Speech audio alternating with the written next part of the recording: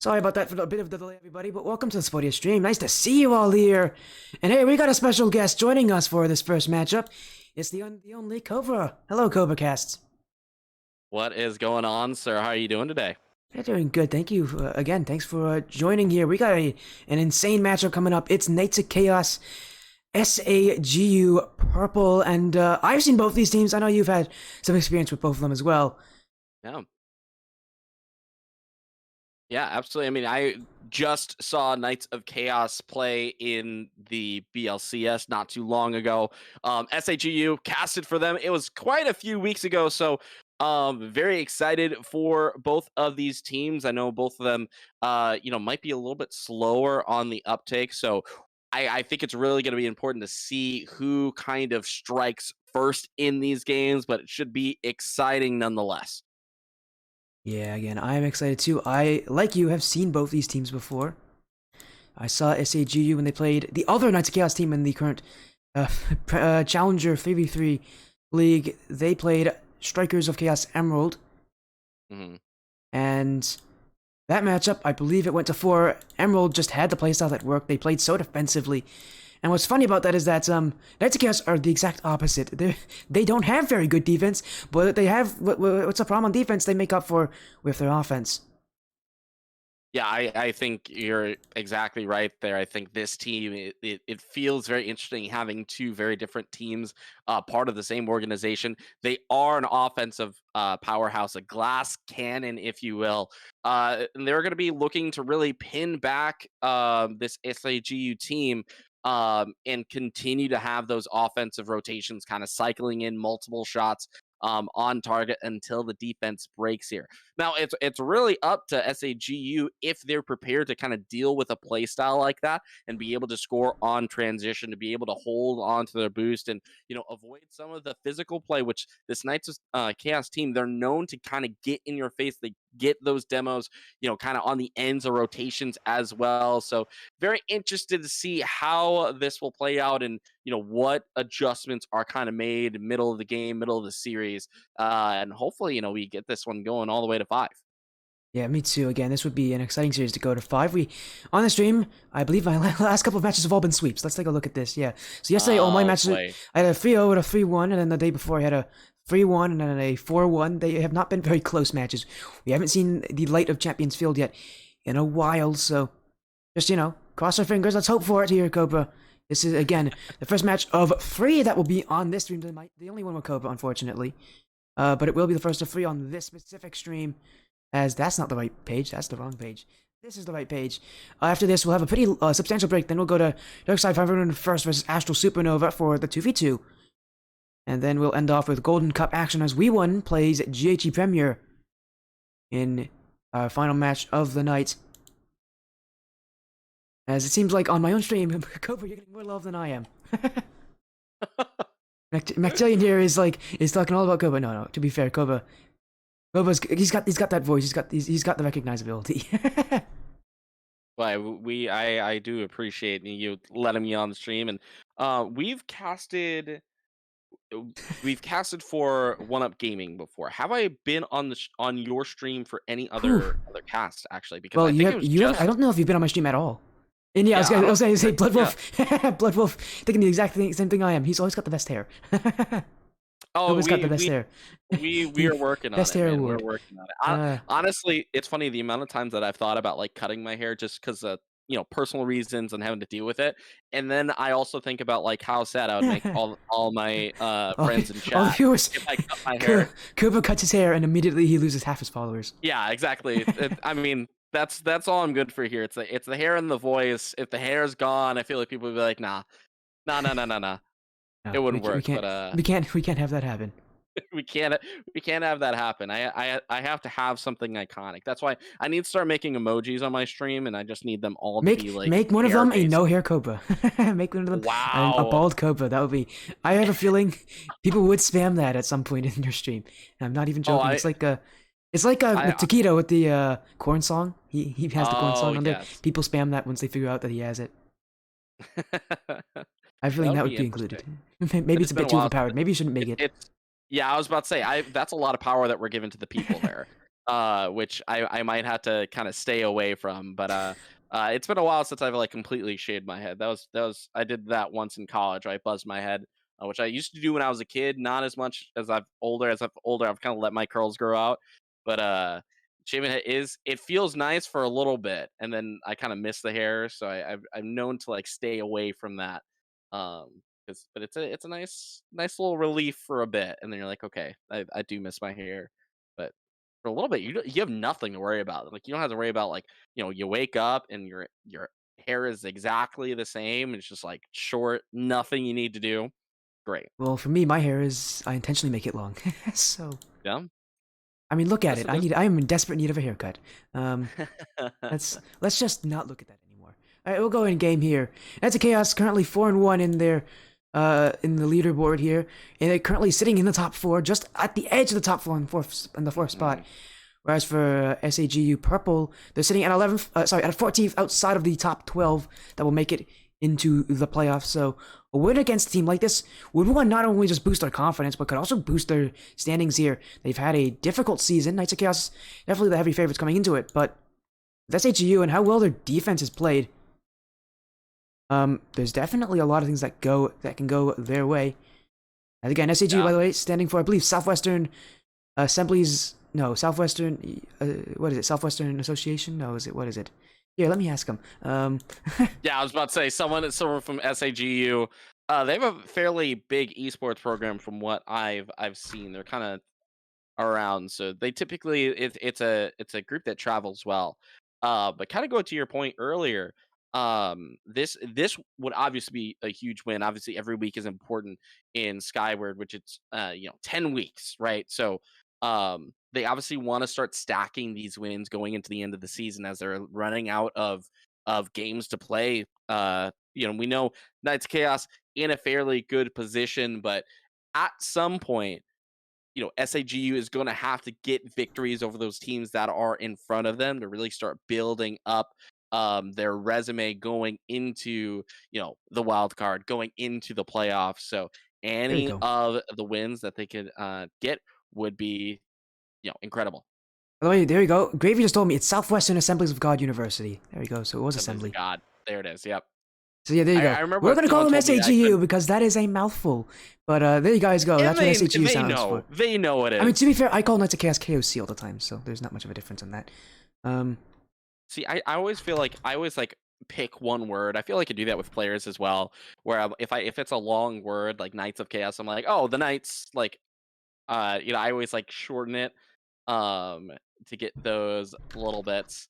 But it looks like we are getting players joining in, so we are very close to start time here. And I'm realizing I didn't turn on predictions for my stream. I'm sorry, guys. Yeah, you should apologize. You should apologize. They don't get the bet. No, they don't get to bet. Hold on, I'll do it for you guys right now because I know that you guys like to use. Well, trust me, when your I point. forget, my chat is not afraid to let me know. So we'll Well, let you set that up. earlier I got corrected on a spelling issue for one of my graphics because I misspelled series, and I was very sad about it. Not sad. I'm glad that they told me, but also like it was a very avoidable thing that I did not pay attention to. All right, we'll do 5 minutes on the clock here for those of you that want to use points there. And the overlay is good. All right, we should be good to go.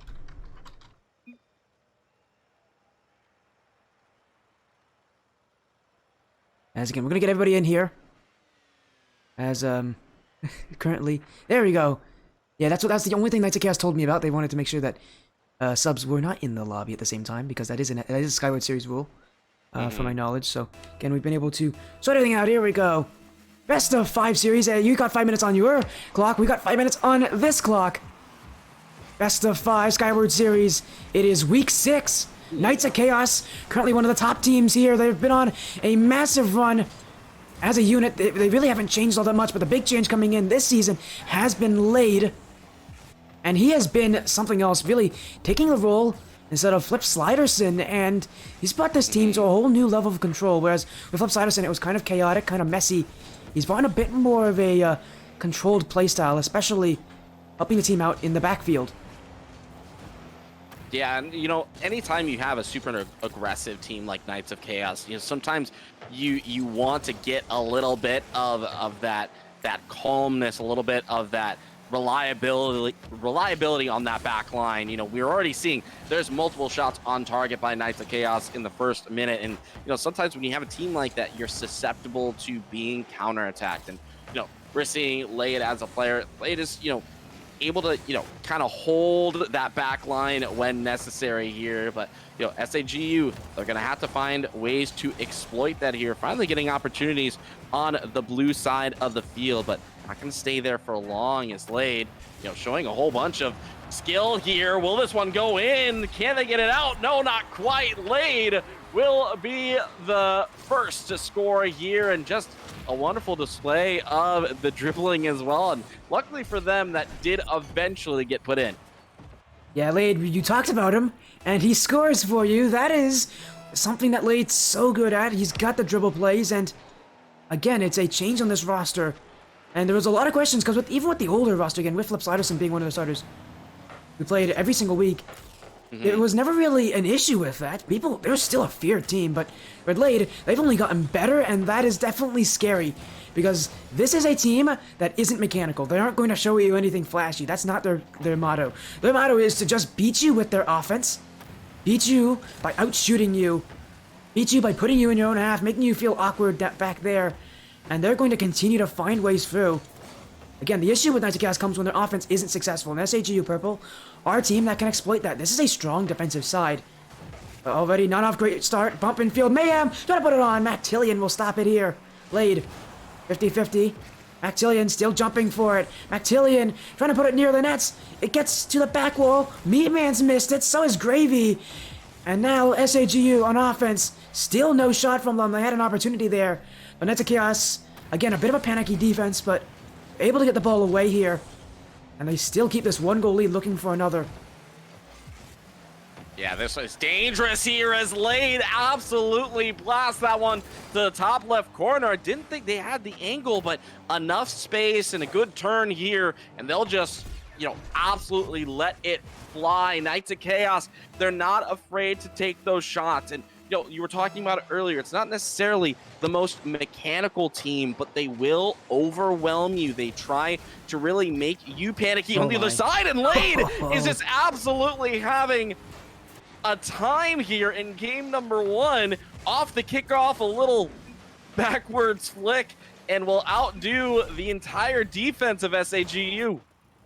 Who said he doesn't have mechanics? He definitely does. Look at that beautiful shot there. Quite a tough angle to score as well. He's going the wrong way to where he wants to place that one. And yet Lade still finds a way to score. Lade is just on a different level this game. And he's, right now, the main reason this ISKS offense is being as successful as it is. And they don't even have to really utilize that many bump plays. They haven't really gone for those yet, because they don't have to. As Meatman now to score another. It's 4 for KOC. Yeah, this is a dangerous play, and Wanwick, feels the presence of Meatman there. They're in the corner and basically trying to keep it away from the player, not putting it in the best spot. It goes right in front of the net, and Meatman is basically just stalking their play, waiting for that exact touch to come on through. They're having a field day out there in game number 1, and SAGU really what they have to do is they have to find a way to just kind of win the next few possessions here. I think 4 goals is a lot for this team to have to try and overcome, as they are going to let in a 5th here, as multiple car parts all over the field. But they're not going to be a team that's going to be able to get back in terms of building up a ton of goals when they're down like this. They really have to kind of focus on trying to keep games close. They want to keep it 1-0, 2-1 kind of styles of games. Otherwise, they're going to get outclassed in this style of Rocket League. Well, the thing with SAGU is there's a couple ways they can look at this series. For one, they have to have good defense. You can't beat NTKS if you don't have good defense. They will destroy any defense that isn't up to a good level.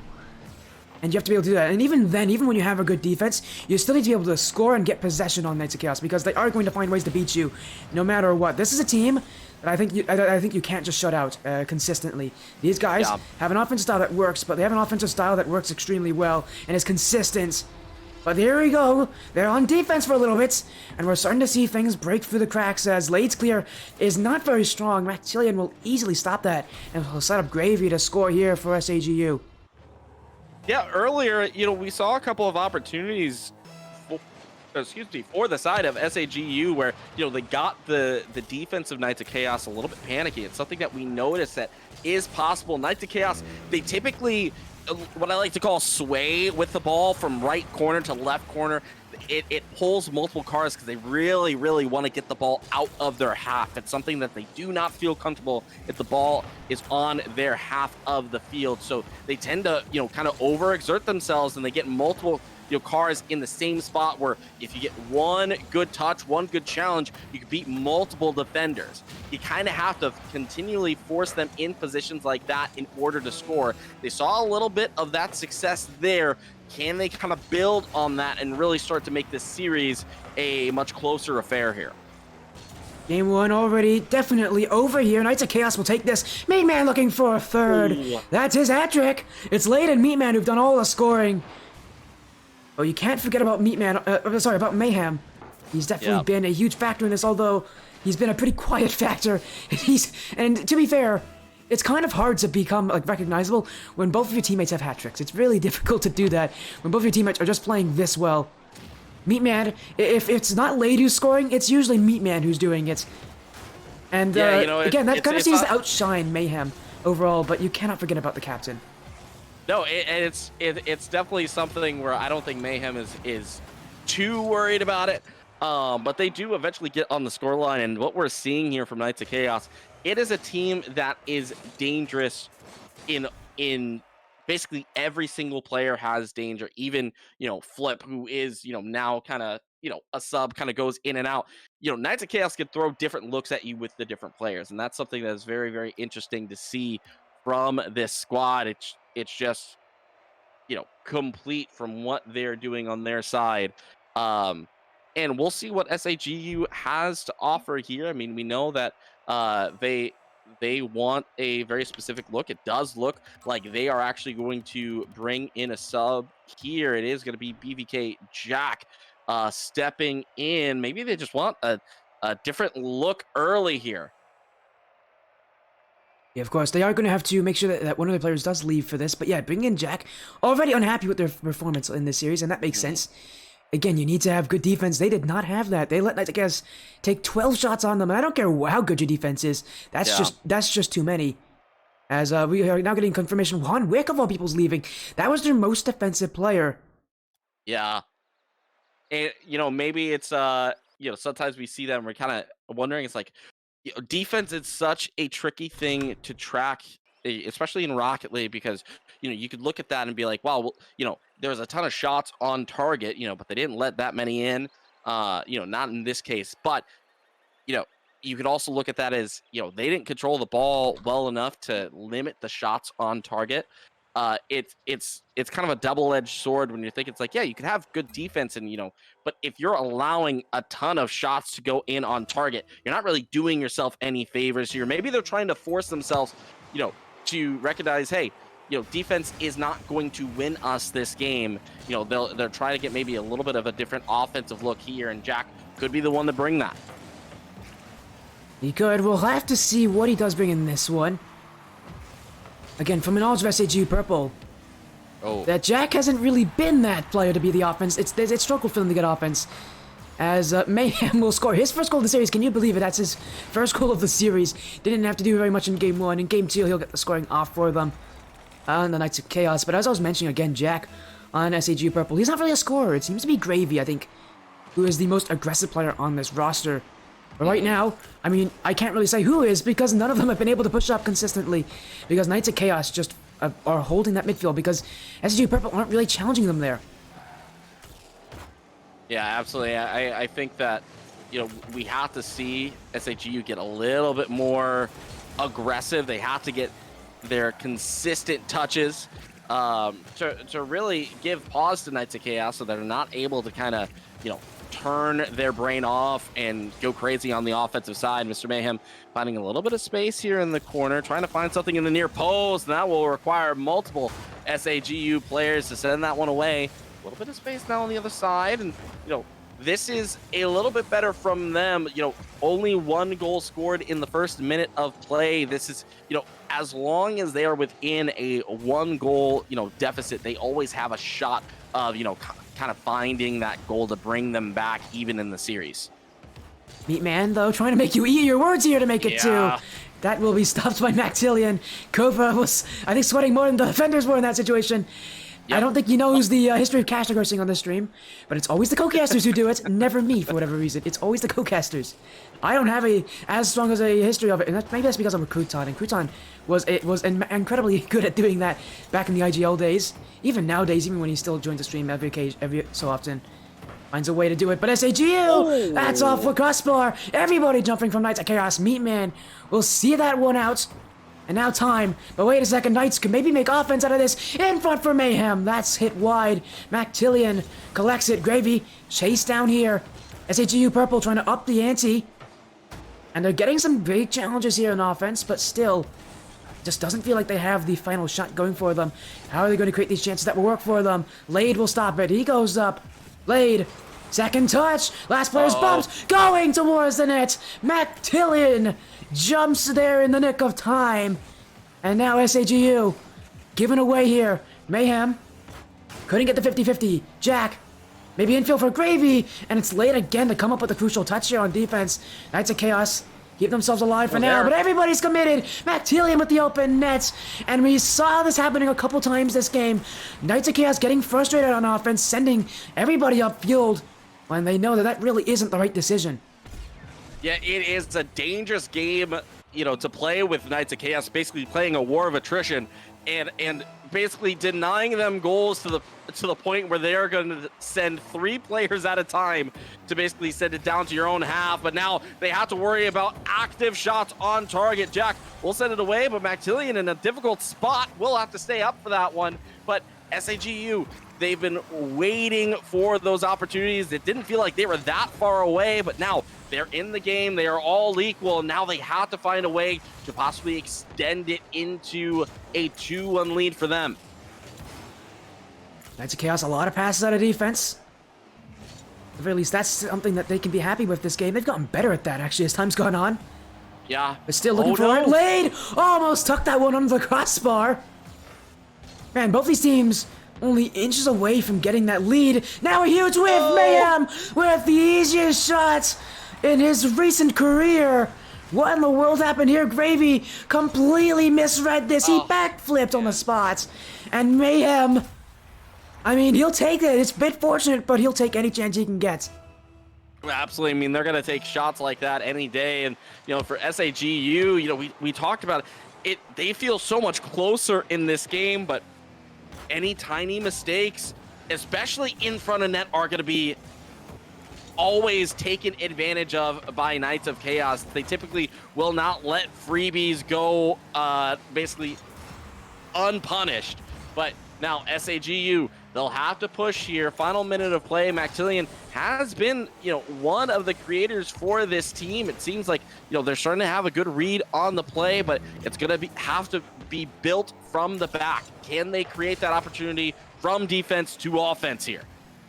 Consistently finding ways to beat out 2 players here on Knights of Chaos. Maxtillion. Oh, he may have just found the spot here. That's off the post. Follow-up is in.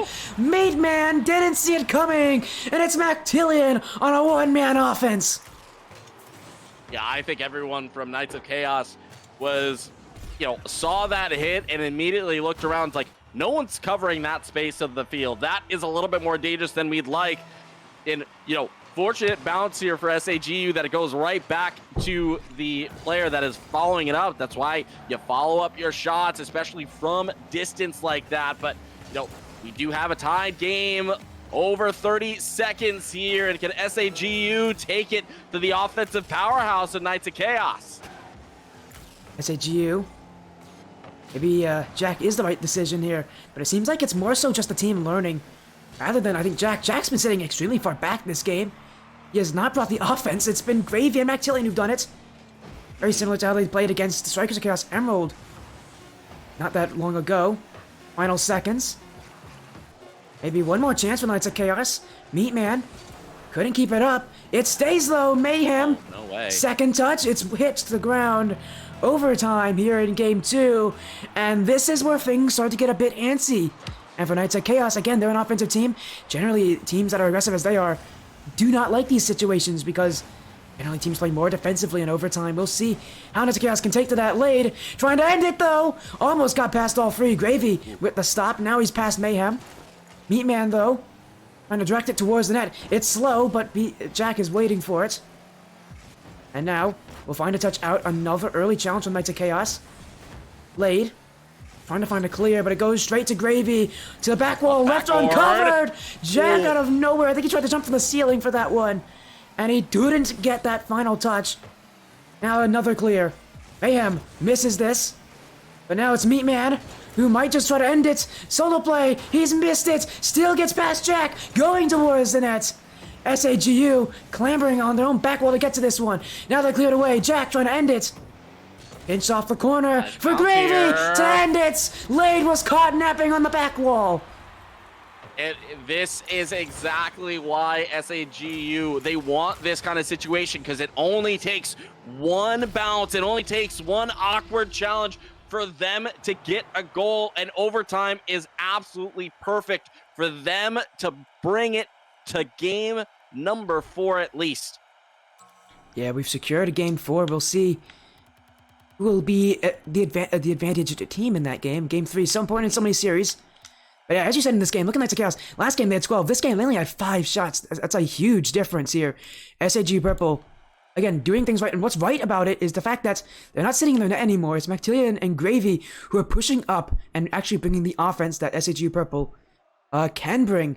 And they're being against a team that, again, generally isn't very strong on defense. So this is definitely something that can help them. If they are able to play this kind of play style, I think they could take an even bigger lead in Game 3. But when it's Chaos, there's definitely things they could change. And I think a lot of it has to come to the use of those shooters. In Game 1, they're so important. Lade and Meatman. In this game, Meatman had 0 shots. Lade had 2. And that's just not enough shots for the players that are known for scoring the goals on this team. Yeah, I think we got to see a little bit about how antsy both of those players were that they weren't scoring here. You know, we talk about how this team is, it's a team that wants to score, that wants to overwhelm. And if they don't feel like they're doing that, they're going to overexert themselves. They're going to get into positions that's going to be really difficult for them to really get out of, you know, bad rotations. So I think it's going to be the patience of Knights and Chaos that we're going to have to see kind of come through, realizing it's like, listen, stick to the game plan. You know, if we're not getting the offense, the goals will eventually come as Gravy will launch one off the top, and Mactillion will be striking first, and SAGU, they have an awakening here. They catch all of Knights of Chaos, crumbled in the defensive zone, 1-0. Knights of Chaos, I think they had a false sense of security off of that first bounce. They just didn't see the challenge coming in that quickly. Yeah. When you saw on defense, Mayhem didn't even attempt to jump for it until it was too late. He did not expect that challenge to come in there. SAG Purple giving Knights of Chaos something to worry about, as they now hold the lead for the first time this series. With regulation left, Mayhem trying to answer back. That's off the crossbar and just a little wide. Right now, Knights of Chaos, they need a confidence goal. It kind of feels like, you know, their playstyle is based off their confidence, and right now they are running a little bit low. That shot will just go a bit outside, and now they have a little bit of room to work. Mayhem with the space, but will give it up. There will be a player that will dispossess them from behind. Laid now to the corner, looking to go at themselves, but Jack doing well here defensively. And again, we saw a lack of shots on the side of Knights of Chaos, but you know, they're trying to work back. Jack kind of in front of the play, will leave it. Mactillion, middle of the field, but no one quick enough to actually pull the trigger on that one. Again, Knights of Chaos are generally not a very fast team, especially when it comes to the realization on defense. You're seeing them putting in so many challenges and losing them in the midfield. Again, they're always sending 2 players up to keep the ball in the offense, but right now, that playstyle isn't really working. SAG Purple are continuously finding ways to beat them. And unless Knights of Chaos can get themselves into those midfield challenges, this is going to be a long game for them. This is going to be a tough battle because that midfield, which was so strong in Game 1, that is starting to become a little more of a contested issue here. As this game goes on, Mayhem misses this. But so does Maxillian. Jack now into offense, but he's only giving it away to Meatman. Trying to end it. Meatman can hit these. Oh, it's wide. Lade with the follow-up. Everybody was flopping in the nets, and Lade will find the opening in the bottom left corner. Yeah, so this is one of those things that, you know, Knights of Chaos did catch a break here. SAGU, they were so comfortable because that third man was in a comfortable position, you know, was able to see the play, able to see at least one or two of their teammates. Now with the miss in the midfield, all of a sudden, it was a 2v1 situation. It got really dangerous on the side of SAGU.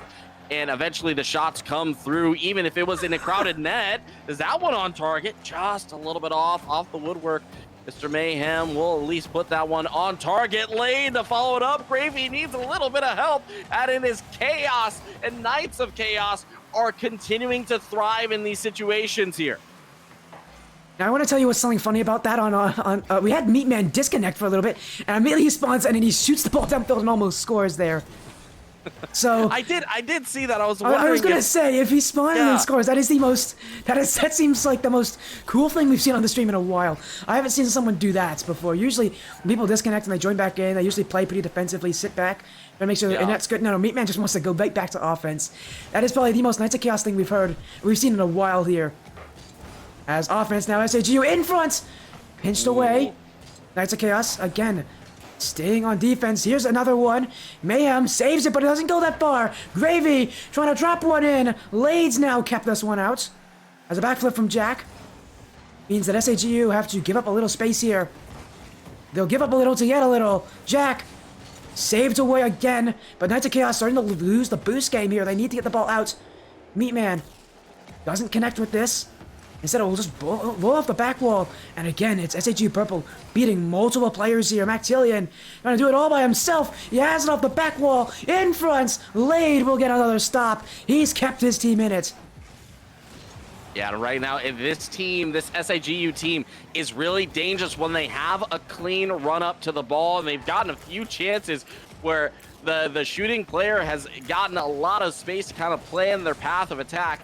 Right now, it is all tied up, and what we're seeing here from both of these teams is, you know, they're not quite getting the cleanest offensive looks. It is, you know, quite murky in front of both of these nets, but eventually a mistake is going to be made. Maxillian looking for a shooter, and it's going to be Gravy there.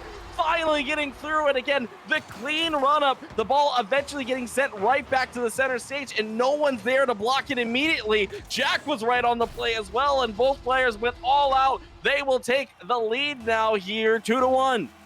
And again, Knights of Chaos, that offense of theirs, this game has found minimal success. Well, they have more shots than last game. They only have 7 this time against the 7 of SAGU Purple. Knights of Chaos, they're struggling with the accuracy, but Meatman won't struggle with that. That's an open net. You'll never see him miss those. And a demo play will come out, I believe. Yeah, there we go. Mayhem with the demo. Removes that last defender, and that sets up Meatman for an easy shot. And that's how Knights of Chaos roll. I'm surprised we haven't seen them go for more demos against a team so far back defensively. Mayhem, we've seen him go for them, but he really is taking more of a step back defensively rather than trying to play that aggression that he's known for. Those demo plays are what he does to allow this team to thrive. Well, there has been less of it with the addition of Lade.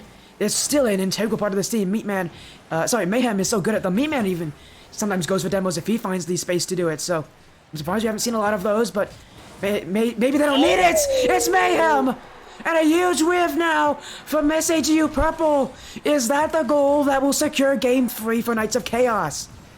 Yeah, it just got a little bit awkward. Maxillian just getting off of the half flip and not getting as much speed as they would like. Plus the bounce just with their positioning was a little bit awkward. It's like it caught him unaware, and now they have to push in the final few seconds here. They have to control the ball, and Knights of Chaos not going to try and allow them. They're going to go for another one here, and Meatman will truly put this one out of reach for SAGU. And 8 seconds left, and what a dagger there to the middle of the net. Well, we needed someone to come up with the shooting this game. Meatman is now currently shooting 50%. Much better than last game. Last game, he didn't score at all. And again, they need these strong strikers to really get that success. And while it was a bit late in the game for them to get the scoring really under control, it will be what will secure Game 3. Going in the game 4, they could win the series. Wait a second, they might get one more. Man, I don't think he expected the ball to bounce that perfectly. He almost scored a stylish goal there in the last second, but it will still drop for Knights of Chaos. Game 3 is theirs. All they need is one more.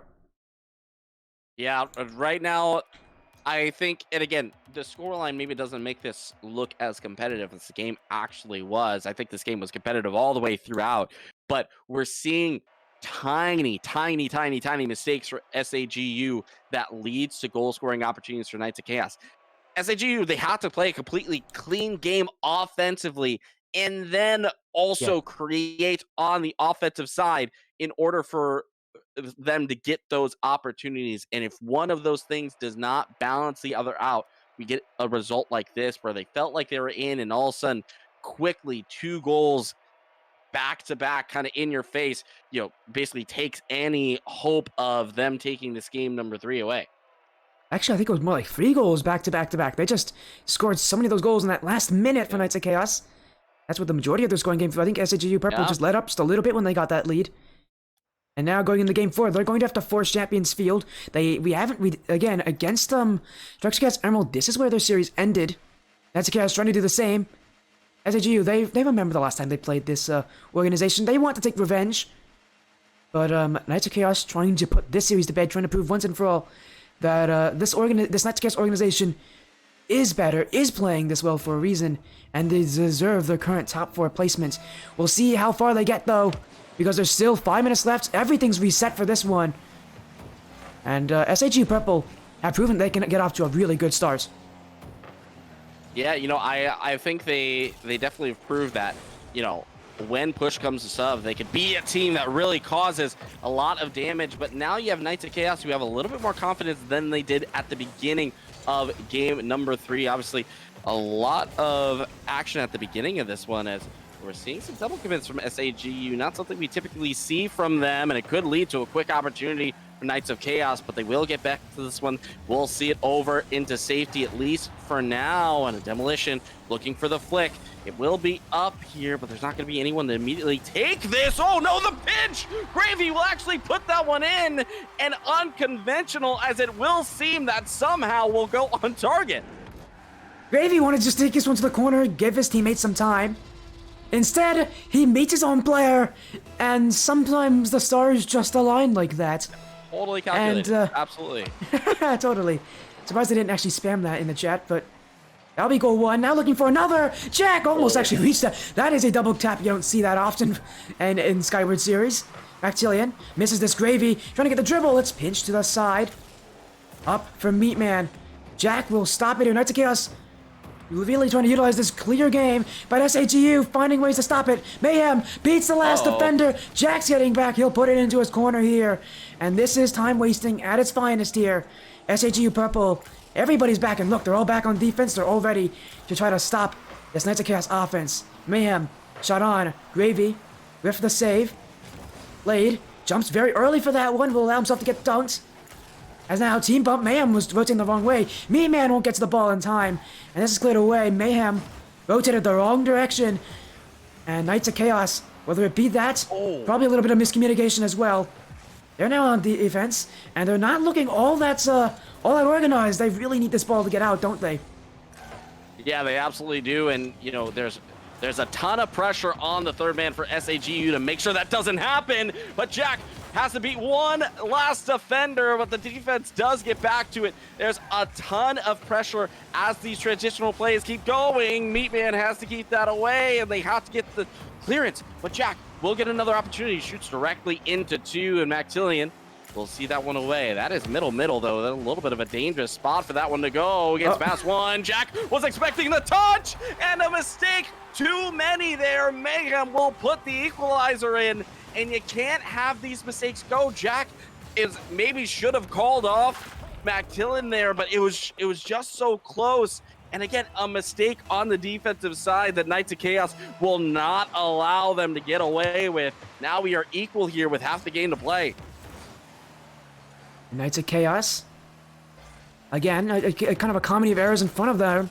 And as you said, they're not going to let those go to waste, especially with their offenses middling success so far this series. They need as many chances as possible. As now, that's a triple commit from SAGU. Everybody, they're doing a very nice Chaos play. They want to keep the offense here, but it will be cleared back. Offense for Knights of Chaos. Gravy misses this. No. Lade was waiting. He could shoot this one on. Jack won't have an issue. Lade's shot was slow, and now a miss from Mayhem. Boy. Jack's missing well. There's something's happening with these teams. Somebody help these players out. No one can hit the ball. Yeah, everyone wear your mask. There's a case of the whiffs going on. You don't want to catch it. Very, very, you could be very susceptible to this. Right now we're seeing it all over the field as, players maybe trying to play a little bit outside themselves, a little bit past what they're comfortable with, and it's causing them to rush some of these touches, maybe not make that correct read here. But right now both these teams need to kind of slow this one down. Meatman actually kind of in front of the ball, maybe looking for a demo. He was looking for a bump there. Yeah, he was looking for a bump there. There was no one behind him, so even if he got a demo, it wasn't going to do anything. But that is Knights of Chaos in a nutshell. They have that much trust as Maidman. He's waiting right there, and he'll pickpocket this one away. I mean, that's just unexpected at the very strongest here. Gravy hit this one straight in the midfield, and I mean, someone's gonna wait there for Knights of Chaos. Meatman seems to really like to sit right outside that box, and if anything is in the middle of that net, in that box area, you should expect him to jump for it, no matter how likely he is to score. Yeah, I think it's Knights of Chaos basically waiting for those exact touches. We saw it earlier before, a quick shot on target here for SAGU, but again, anything that's kind of half cleared, a little bit lackadaisical, they are going to try and punish you for it. And now this could be, final call here for SAGU. They have to get the ball back. They have to make sure they keep a clean sheet here. But they're having to battle the demos. They're having to battle with the aerial gymnastics here of Knights of Chaos. Will they be able to come out on top? That will drop down a dangerous spot, but no one actually able to get that going here for SAGU. Final 30 seconds. They need a goal.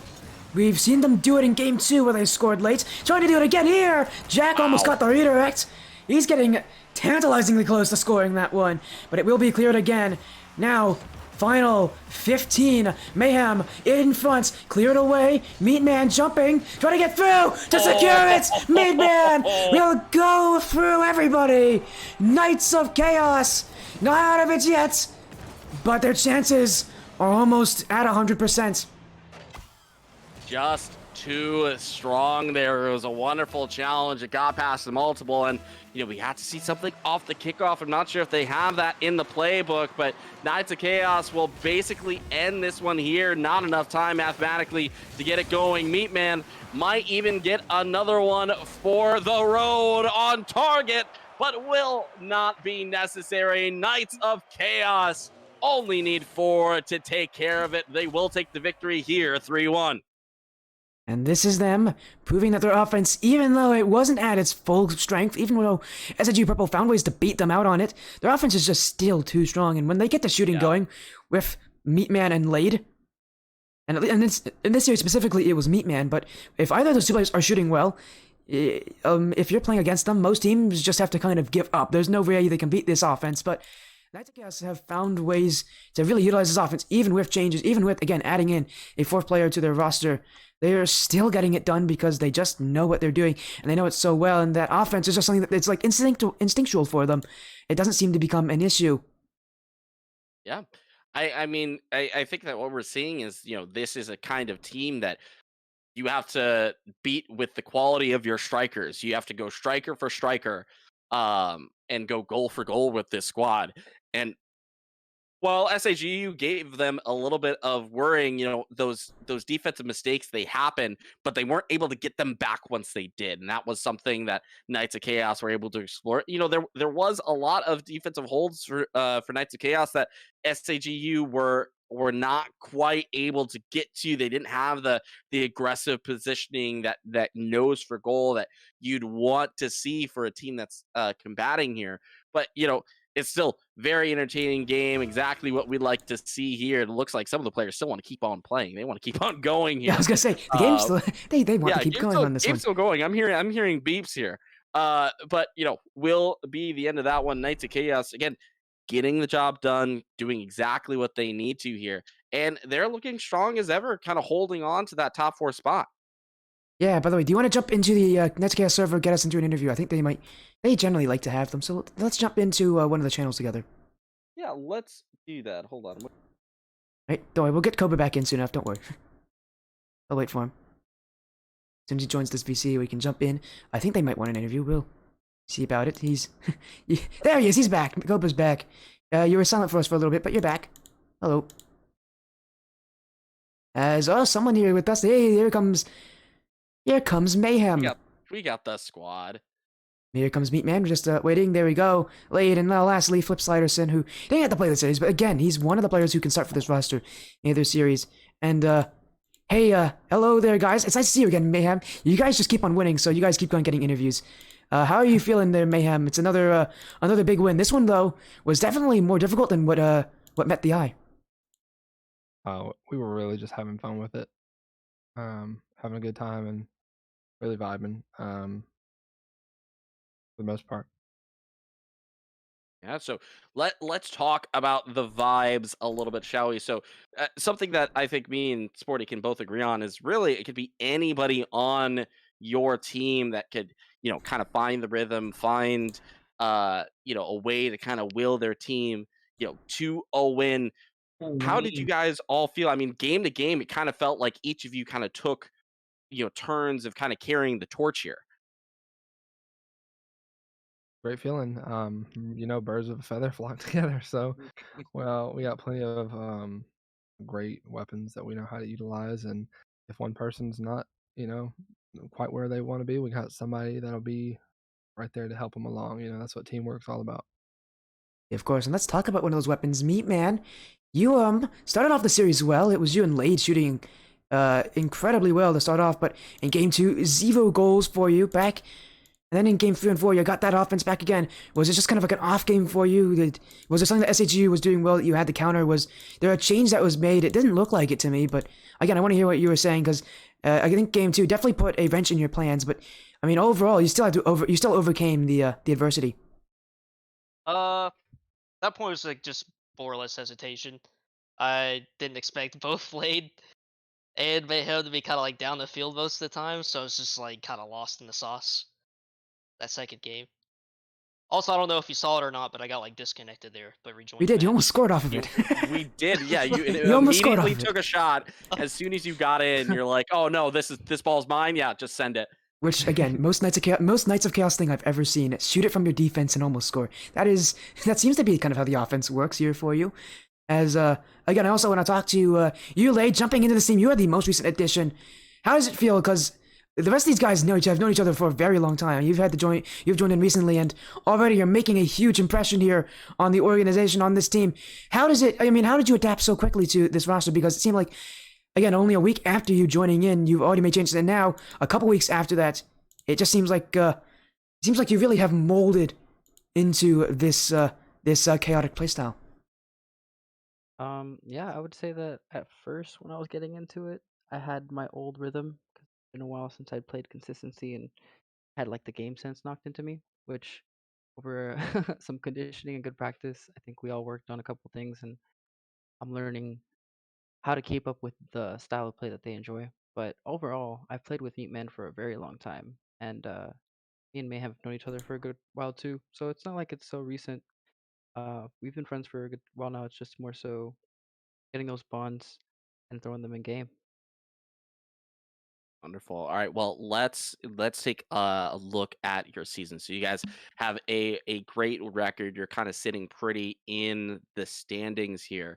Oh, where do you guys see yourself kind of ending up? Do you think you can make the push, up to that, first, second, third spot? Do you kind of see yourselves kind of remaining at fourth? What is your guys' plan kind of heading into the rest of the season? Oh, we really just, thrive off of trying to eliminate the top teams. That's really our goal, is to just really make a name for ourselves. We're really looking forward to week 10 when we play Ready at Straco, playing them again. That'll be really fun. They're a great team. We've played them previously. We really just want to, get as close to the top as possible. That's pretty much the Night's Chaos way. And so we just try to, continue our push, continue our daily grind on the game, and strive for greatness. That's, and do our best. That's really it. That is the Knights of Chaos way. Again, willing yourselves in here. Again, is there any last message that anybody here? I know Flipsiders and didn't get to say anything. Is there any message that you want to say to people out there watching here, cheering you guys on? Because there are some people that I recognize who join in every single week to watch your stream, to watch these streams. Is there anything you want to say to the support that you guys get continuously for because you guys are successful and the fans are definitely a huge part of it. Is there anything you want to say, Flipsiderson? Well, before I talk about the fans, me personally, I just want to say I love getting to watch these guys excel. I've been on the field with them. I've watched them now. It's best team. There's not a doubt in my mind. One person's down, not doing great, can't be there. There's always a replacement that's just as good waiting. These guys are the best teammates you can ask for. Yeah. But to the fans, we all watch the chat as we're playing. It hypes us up, puts us down. Y'all help us out just as much as we help ourselves out. Most people go back and like rewatch the VOD just to see like what people said or just kind of entertain ourselves with your commentary. Oh, don't worry. I know Mayhem's done that a good amount of times. Yeah, Mayhem's awesome. definitely done that. With he knows what I'm referring to. You have anything to say about that, Mayhem? Give me a second.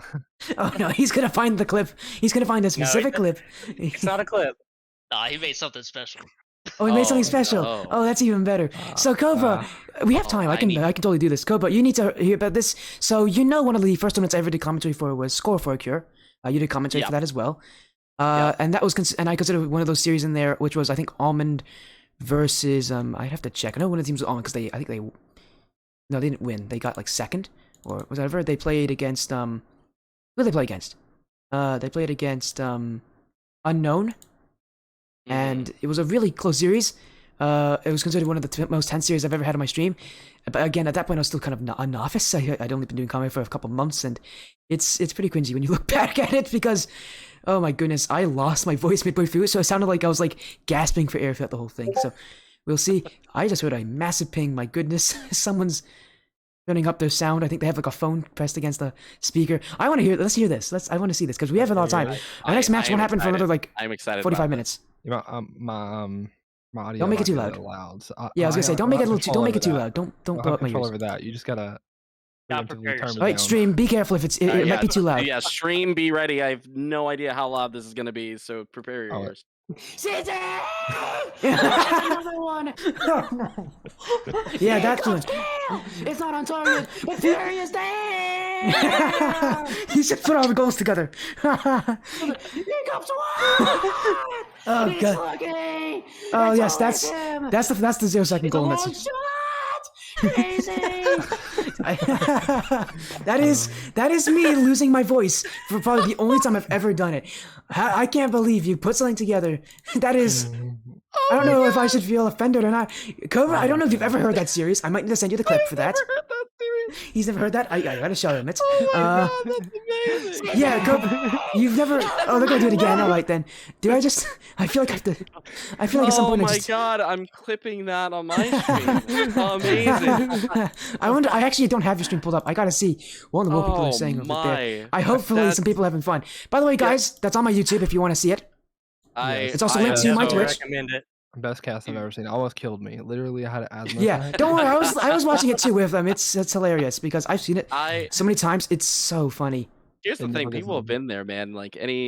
I've definitely it's on one of those nights when I mistakenly took like 5 casts in a row because I'm just like, oh yeah, I could do that. And I know, Sporty, you're a master at this point because I'm not. Like all the time. I've done it. I don't do it all the time. That is Falcons. Falcons is the one who does that, not me. Oh, Falcons does it as well. I just take it I just take it consistently every single day, a consistent number. Yeah. Falcons is the guy who'll go like 6 on one day, 2 on another. but I had a match where I basically just lost it because I think the first match was like really hyped, and there was overtimes, and it went to game 5, and I just kind of gave it all. And then I was just like, oh, I have more to do. Like I can't. So I was basically like popping lozenges like in between like games and whatnot because I was just like, my throat is actually dying. Like I'm actually not gonna He's make it. taking something to help his throat out.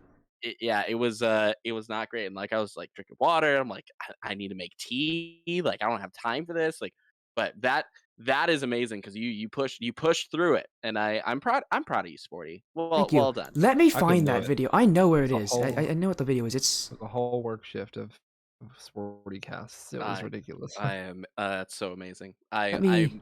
It's crazy. I've never find heard it. that before, but I am so glad that I did. Well, I'm happy. Here, I can send the actual video itself because, Yep. trust me, the actual video itself. Trust me. You think the screaming might be a lot in that thing? There's still a lot of screaming in the actual video. Yeah, there's a little bit more context involved. I got the good parts.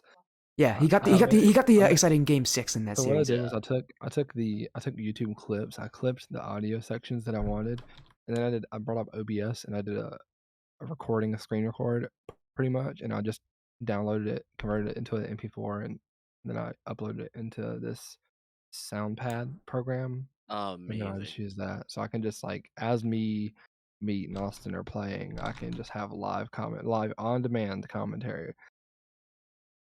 It's a long shot. incredible. Oh, there you go. Ah, gosh, it never gets old. By the way, that never gets old. It never gets old. it's There's a amazing. reason why I On have that demand. pinned. It's because you know me, I rarely use my voice, even though I do a decent amount of screaming. Yeah. Like, I rarely ever lose my voice. That was one of the times where I was very close to. That's about the closest I ever have been to losing my voice. That was incredibly close. I just recently did like 6 matches, like 5 or 6 matches on my stream for one day, because like a week ago, I saw that. and I did like that is nothing compared to because it was to that one series. It was. I can't believe I actually had my voice actually stayed there because it was very close to giving out, but. Again, thank you for the compilation. I knew something was going to happen with that clip at some point because you continue to bug me about it, and I've shared it with Tommy. I've shared it with now Cobra, and now I'm hopefully gonna share it with the world. Share it with the world. Yep. he's gonna go find everybody. I gotta get, The like, one a person I know who Super Bowl does know it that you have to commercial. share to is Flip Out. Flip Out does know about it because he's seen that clip before many Flip Out times. knows about it. Blue As well as the is just players. on my stream for that, so Blue now Yeah, knows Blue about it. And As well as the we're players. gonna- By the way, if you don't Absolutely. know, CJ is now currently an unknown Aerith. Stealthy Kid's also there. You recognize that name. He's also an unknown Aerith. So that's the Aerith.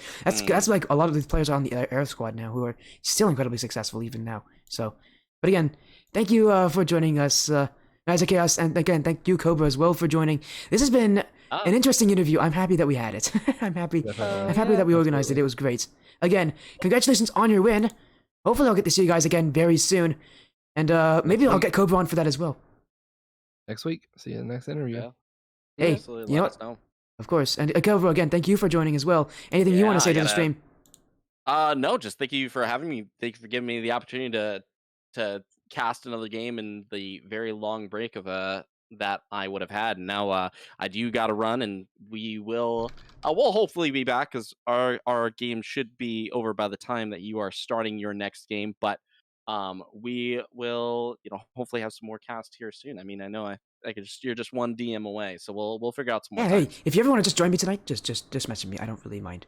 It's Alright, always more fun in pairs. Anyways, again, and also the clips. I sent the clip to you, so if you ever want to see it, there you go.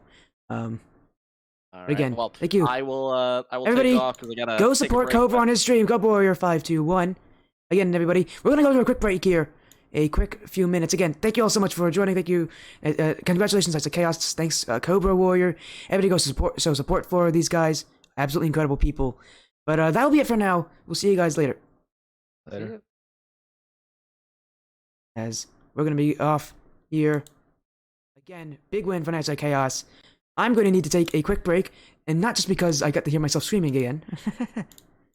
It's going to be because our next series won't be for a little bit. It will be Darkside 501st, Astral, Supernova, another Skyward series matchup. See you soon.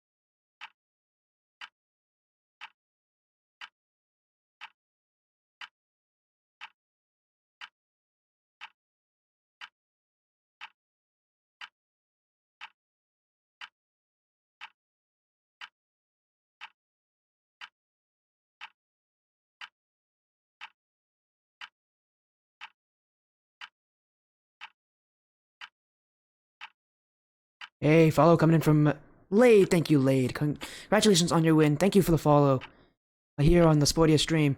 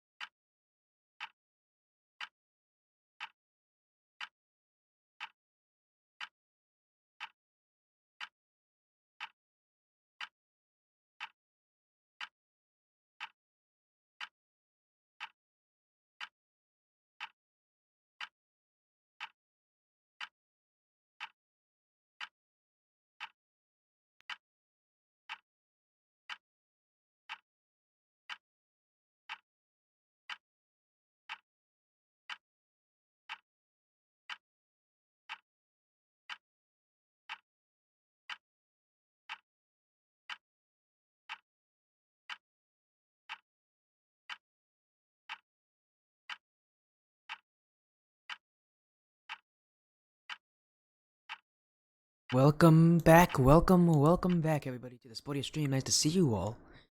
Again, a bit of a break, but hey, we're back. We've got more action coming to you guys here from the Skyward series. We just saw Knights of Chaos beat SAGU Purple 3-1. Now we got Darkside 501st versus Astral Supernova.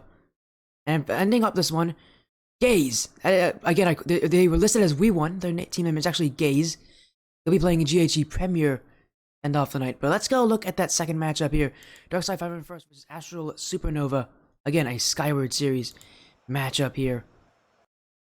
Darkside 501st currently 3-0. Astral Supernova, nothing disrespectful to them. Their record's still pretty good. They're 3-2. Meaning both these teams are currently hitting in the playoffs. Darkside 501st have not even dropped a single game yet. They're currently 15-0 in their games.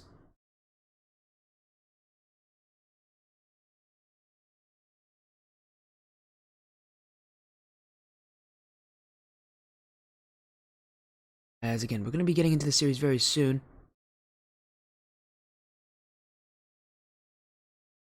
Again, Darkside 501st considered the best team in the division. The only other team that's currently undefeated is Pigeon Boys, who we've actually also seen on the stream recently. Whereas for Astral Supernova, they're currently holding that 10th spot. They're a little close to falling out of the playoff chances. They do not want to go there. So they're going to make sure to try their hardest to not go that direction, if they can afford it. Again, both these teams, pretty strong, have had interesting starts to their season. But again, for Darkside, they have not dropped even a single game yet. They're just unbeatable right now for that organization. For Astral Supernova of the Astral organization, we saw Astral Orbit won earlier this week, another undefeated team. They won as an undefeated team, though. Astral Supernova, they got a tough matchup ahead of them. This is a team that no one's been able to even take a game off of. They've had tough opponents, too. It's not like their season's just been easy. They've had to play other very difficult teams. As, yeah, again, sorry about that. You guys might hear some lightning in the background. Yeah, don't worry about that. That is lightning. Yeah, they had to beat FFE as well. FFE BS. A lot of syllables in that one, but they had to beat them. That team has only lost once, so. And Darkside swept them. They also swept Flickfee Strikers, who we've seen on the stream. I think they had their win against Knights of Chaos Ebony. They won that one in a sweep, I believe. So again, we've seen a lot of results here for them, and they've had it. They've even gone against really tough opponents. No, sorry, Flickfee Strikers. No, I'm thinking of the Flickfee Strikers team. The Flickfee Strikers 3v2 team has had a win against Retro. I mean, they've had tough opponents. They've proven that they can do it against the top tier opponents, but this is another tough team here in Astral. Again, the toughest opponent for them has currently been FFE BS. Again, a team that only lost once, and that was to Darkside in a sweep. Again, Darkside swept everybody, so. I mean, the chances are they might do it again. Who knows, though? We'll see what they can do against Astral Supernova and Astral's roster of Vizzy, Blanco and Amber, and Spyro Unhinged. Remember, this is a 2v2. So, these teams both have a sub. They can both use it if they need to. Of course, there's no real way to... Astral Supernova bringing in Blanco here, as well as Spyro.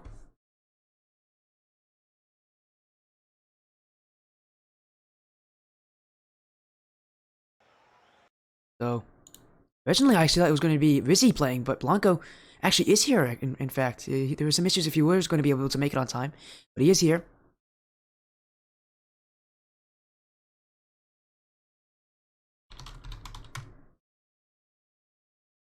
Again, after this we'll have Gaze versus GHE Premier. That'll be the matchup following this one.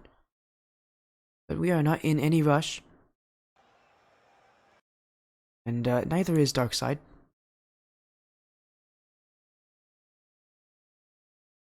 Again, that's perfectly fine here. Darkside 501st.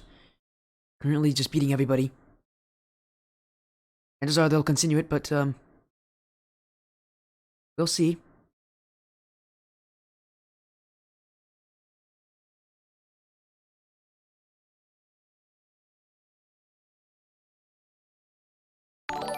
As follow coming in here from Rizzy. Thank you, Rizzy. Alright, I know we saw Rizzy recently. Because I believe he's also on that Orbit side. Although he isn't one of the people who started for Astral Orbit. That team is also doing really well. So yeah, both his teams currently doing pretty well for themselves. So again, good for him. He's happy to see success.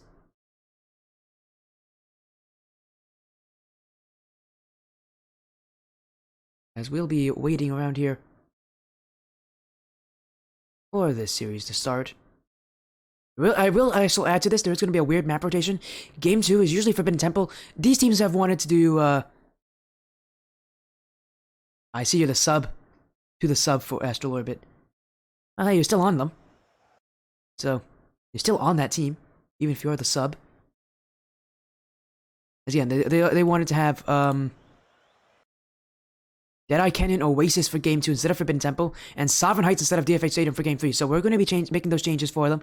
Both these teams have agreed to it. So we'll make sure to get those maps for them. Unique maps, but they are still standard maps, so it's perfectly fine as long as both teams agree to it. And they have. As now in the lobby, here we are.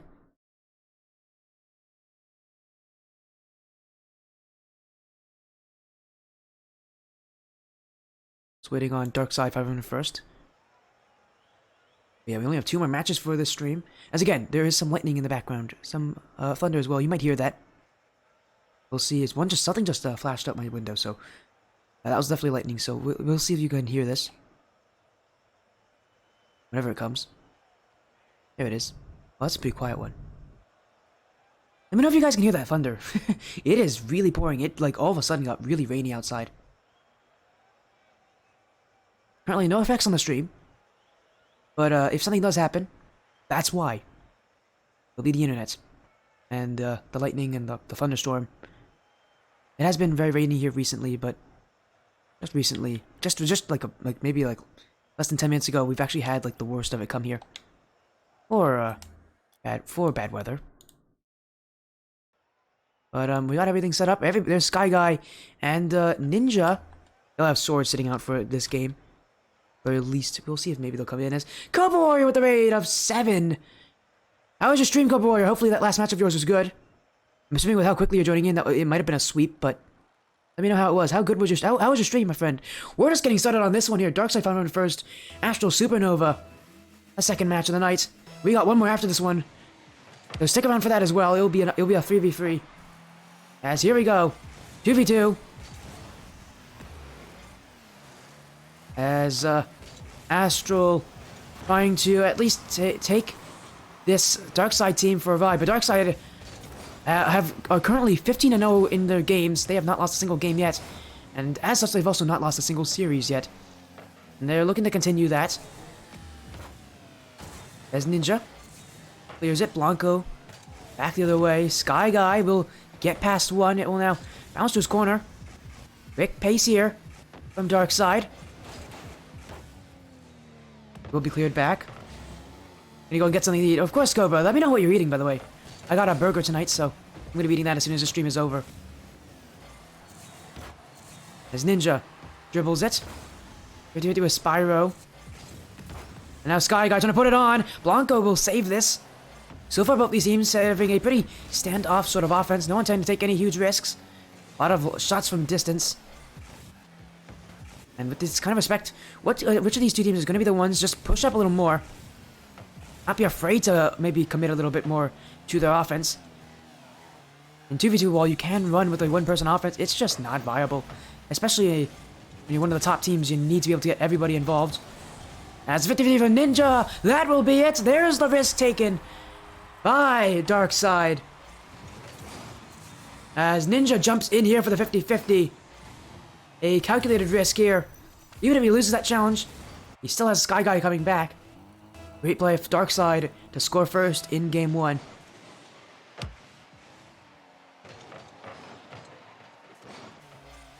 Oh, I already made the decision. Wait, well, let me know what you're gonna eat, by the way. On that DoorDash order. Cobra. You got any plans? Maybe some pizza?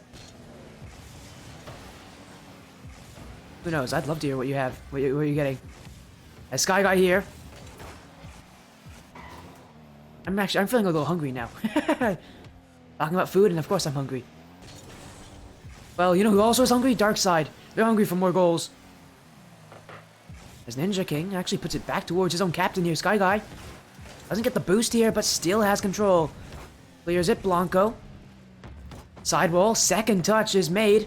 Ninja won't be able to control it, but the demo will create space here for Ninja. You keep it going, and Ninja maybe looking in field. Keeps it up, Ninja. Bumps out Spyro, but Spyro wins the challenge in the end. Sky Guy. To challenge Blanco here, but Blanco looking to tie things up with a ceiling play. In front, Spyro could jump on this. Ninja will track him down. And they can escape this one, Darkside, Sky Guy, to make it 2. Quick transition. And that's the scary thing about 2v2s. You can have as much offense as you want, but as soon as you lose it, there's going to be a chance the other way, and you gotta stop him. Blanco did not get up in time to beat out Sky Guy. And Darkside 500 first score again. They keep the goals rolling. Spyro. I put one in here for Astral, saved by Sky Guy. A lot closer than maybe what you'd expect from an undefeated team. You can just tell that consistency they have. They aren't making mistakes. They are utilizing each other. They're incredibly talented players. Individually. They just know how to work together. Oh, that's a perfect play! Oh, Sky Guy! Selfless here. Doesn't go for the solo play. Instead, just sees that Ninja's got a better opportunity than he does at scoring. And he'll find him there. And now it's 3 goals for Darkside.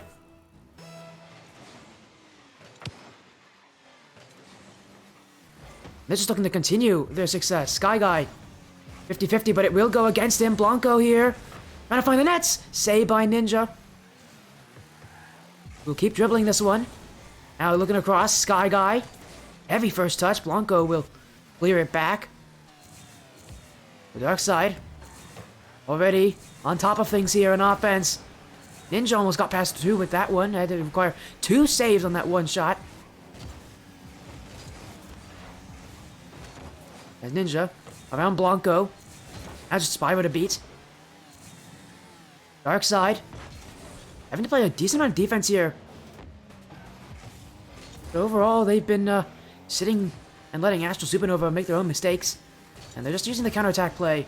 Ninja saves back. Sky Guy has to wait. Spyro up the field. And Sky Guy, what a great second touch there. Gets him on Spyro. Now trying to fit Blanco. Astral Supernova retained possession. Spyro. It's away from him. Ninja now. No boost. Sees Sky Guy. Well, let's look to maybe go in front, but that one is intercepted. Again, it's a pretty even sort of game when it comes to possession, but overall, when it comes to being able to be potent, Astral Supernova will get their first goal here, but Darkside 500 first have been better at that. As both players on the Darkside caught going for the same boost, and that'll leave the whole other half of the field open. And Astral Supernova will force the play to go there. Darkside, without too much of an issue here. Sky Guy, flick towards the net. Blanco will get the ball away. Darkside trying to get one more goal to secure this game. Get away by Spyro. Ninja will stop it here, but Blanco downfield. Sky Guy almost redirect that into his own net, but it will stay far enough away. There's nothing Astral Supernova can do. This game will go to Darkside. They'll start up the series in the lead, just as they've done every series so far. Again, they have not lost a single game yet, and they know this. And they're going to try to keep it that way against an Astral Supernova side that has a very long has a long shot for winning a series like this against a team like this. Let me make sure I get the right map actually, because they want Dead Canyon and Oasis for game 2. So here we go, everybody, ready for this Darkside. Take game 1. Can they make another sweep? They're currently paving the way for it. Now we're moving on to Dead Canyon Oasis, the newest map in Rocket League, and it's a very pretty map. I love this map.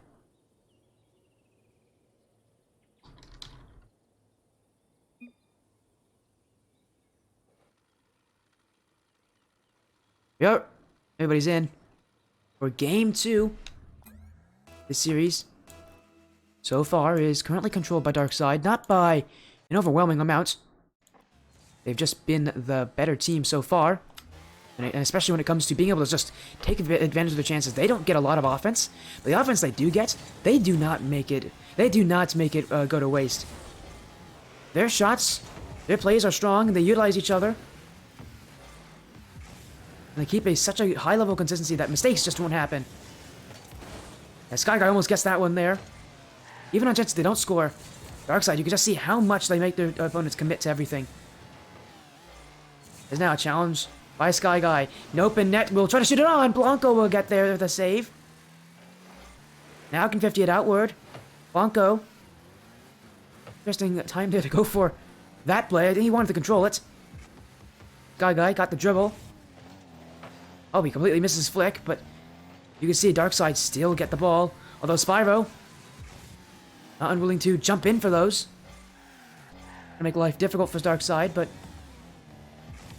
apparently life hasn't been that difficult for them. You can just see they're playing a calm, collected playstyle. They don't panic. They don't make mistakes. And so long as they keep playing that way, consistency will be their key to success.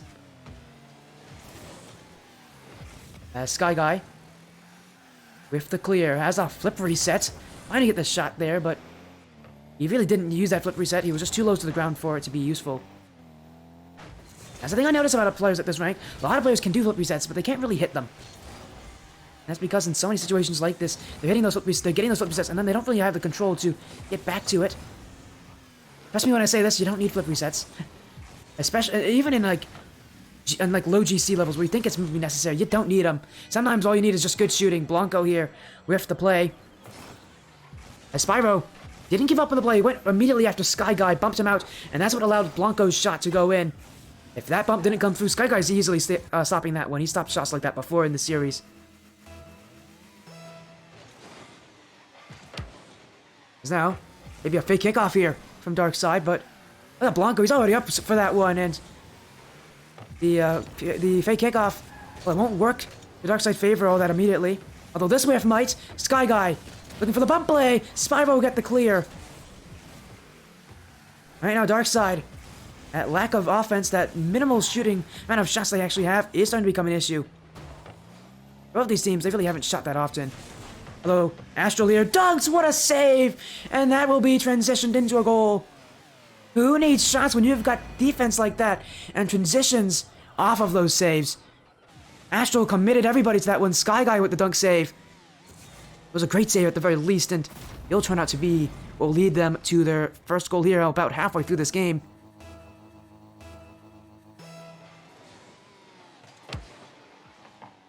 Ninja wins the challenge.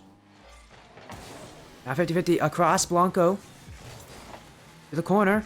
Cannot make the second touch, but it still will be there. Another save from Sky Guy. He's done it again. And again, look at this transition. It's so fast. Sky Guy, 2 times in a row, has denied a goal on one end and has scored on the other. And it's all on the transition here. Just so fast. He doesn't miss. He hasn't made a mistake on those transitions. Well, the saves that he's making are definitely scary for him. But if he's consistently doing this, he shouldn't have too many in issue. And now they're going to get a third goal off the kickoff. It's Darkside from first, coming alive here in the middle of game 2. What was a 1-goal deficit is now a 2-goal lead for Darkside.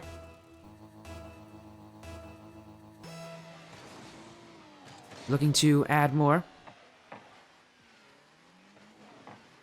Sky Guy. I'll dribble it out. It's going to bounce here for Blanco. Blanco and Amber. Again, going for the flip reset there. He could have just gone for one more touch, maybe. Again, we're seeing players maybe overcomplicate those syllables. You don't need to go for those. As now everybody jumping here from Darkside.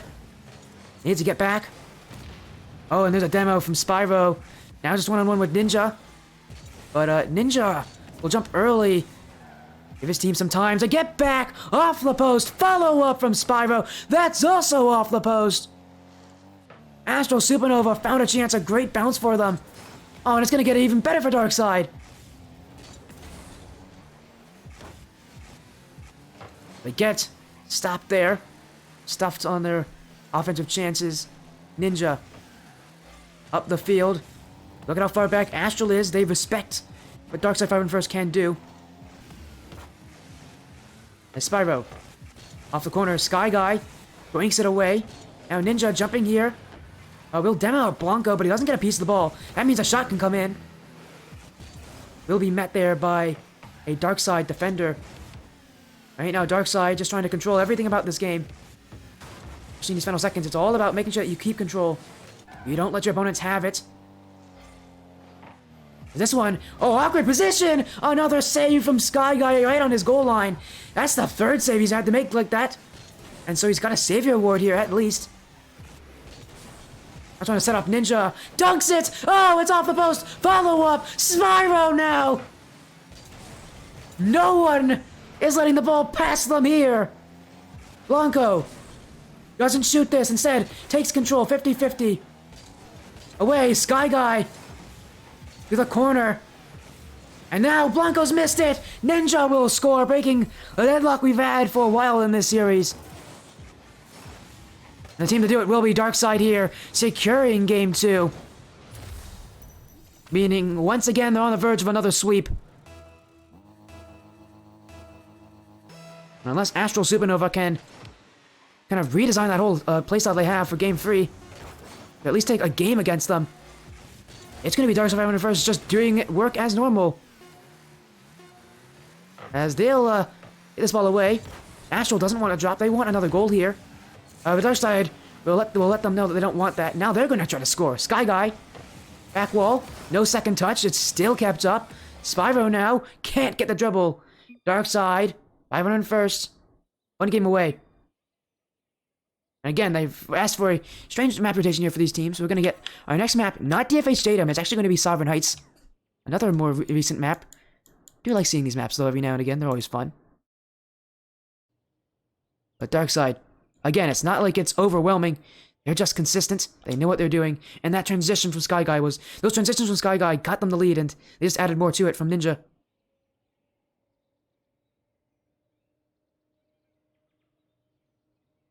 What might be one more game left in the series. Darkside 501st are going to keep the precedent going.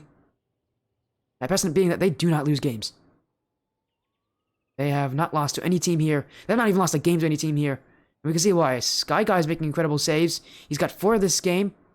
His transitions are incredible. He's assisting Ninja King. Ninja King is putting on incredibly strong shots. And while and their offense is just so quick. They don't like to hold possession. No. They just act quickly.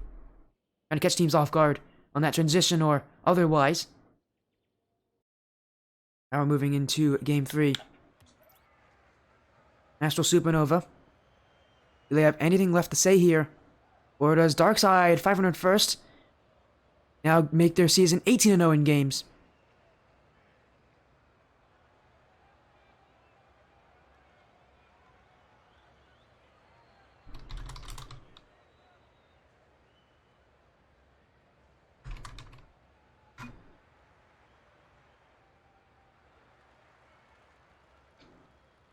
Here we go. Everybody in. Game 3.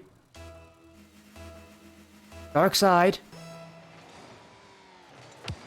have just been the state... If there was a definition for consistency here in 2v2, they're the ones that are doing it. It just doesn't seem like they can do anything wrong. And this is definitely a consistent thing as well. This is not them getting lucky. Well, sure, all other saves seem heroic. Seem like them guessing. They're not guessing. They just know what they're doing. Although Astral... Oh, and another great save from Sky Guy. He is making crazy save after crazy save here. It may not be the most efficient looking defense, but... I mean, he's doing this often. I can't believe it. Generally, you don't see players make those kind of saves over and over again, but he is. In fact, now he's got offense. Shot here. Saved by Blanco. Spyro couldn't beat out that second player. He still has it. Towards the net. Not there. Sky Guy. He's almost stunned himself. Another incredible recovery. Astral Supernova trying to win the boost game. Blanco keeps it up. Here comes Spyro. That one a little easier for Sky Guy, and he'll get the flick here. Blanco overcommitted, and it's Sky Guy down the entire length of the field. And again, the transition. They know how to use it. When they find an opening, they'll take it. And it's always Sky Guy who seems to do this. He's the one who gets a lot of saves, and then immediately turns around and shoots it right back at them. And with how often he does this, again, it's not him. It's him playing so well. He's just so tough to play against. But here comes a pitch! Oh, Blanco will get the final play! Sky Guy has been nearly impossible to beat, but Blanco here shows you one way to get past him. As he grabs that dunk and slams the ball in the back of the net. Astral Supernova finding a way through. They've not been shut out in any of these games so far. I will stay that way, at least for Game 3. There's Ninja. High flick. Blanco. Not a lot of boost, can only hit it there. Sky Guy is just waiting. Waiting for the touch. And that waiting, that patience, will allow him to get an even better opportunity than if he jumped immediately. There's no boost left there for Blanco. And, it's clear, no matter which way you hit it, it's going to be tough. It's not going to go that far. And, Sky Guy just waits for the inevitable. Now looking for another. That one off the back wall. Gets the bump on Spyro, but Spyro will actually use that bump to propel himself into the clear. Sky Guy jumps into it once again.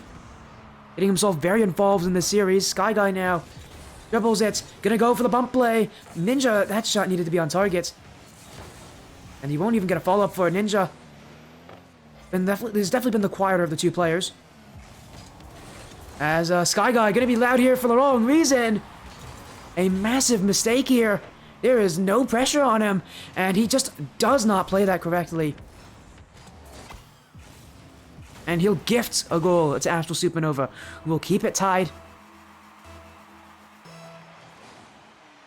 Last game was close as well until Darkside was able to string a couple goals together. We haven't seen that from them yet this game. Is now down the field from Ninja. Ninja trying to put on another. It's wide. Spyro with the flick. Blanco jumping too. Sky Guy. He'll draw this one back to his own half. Astral waiting for his play up field. Oh, he's caught this one as well. He's got past one. Spyro jumping. Ninja needs to get back. He doesn't have a lot of boost. Still in front. Spyro. And it's still in front. No one can hit the ball. Darkside.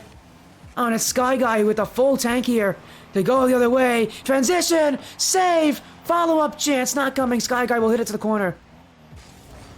Blanco, backflip. In comes Spyro. Darkside, sitting back. You can definitely tell a little nervous here. As Blanco's shot will be saved here by Sky Guy.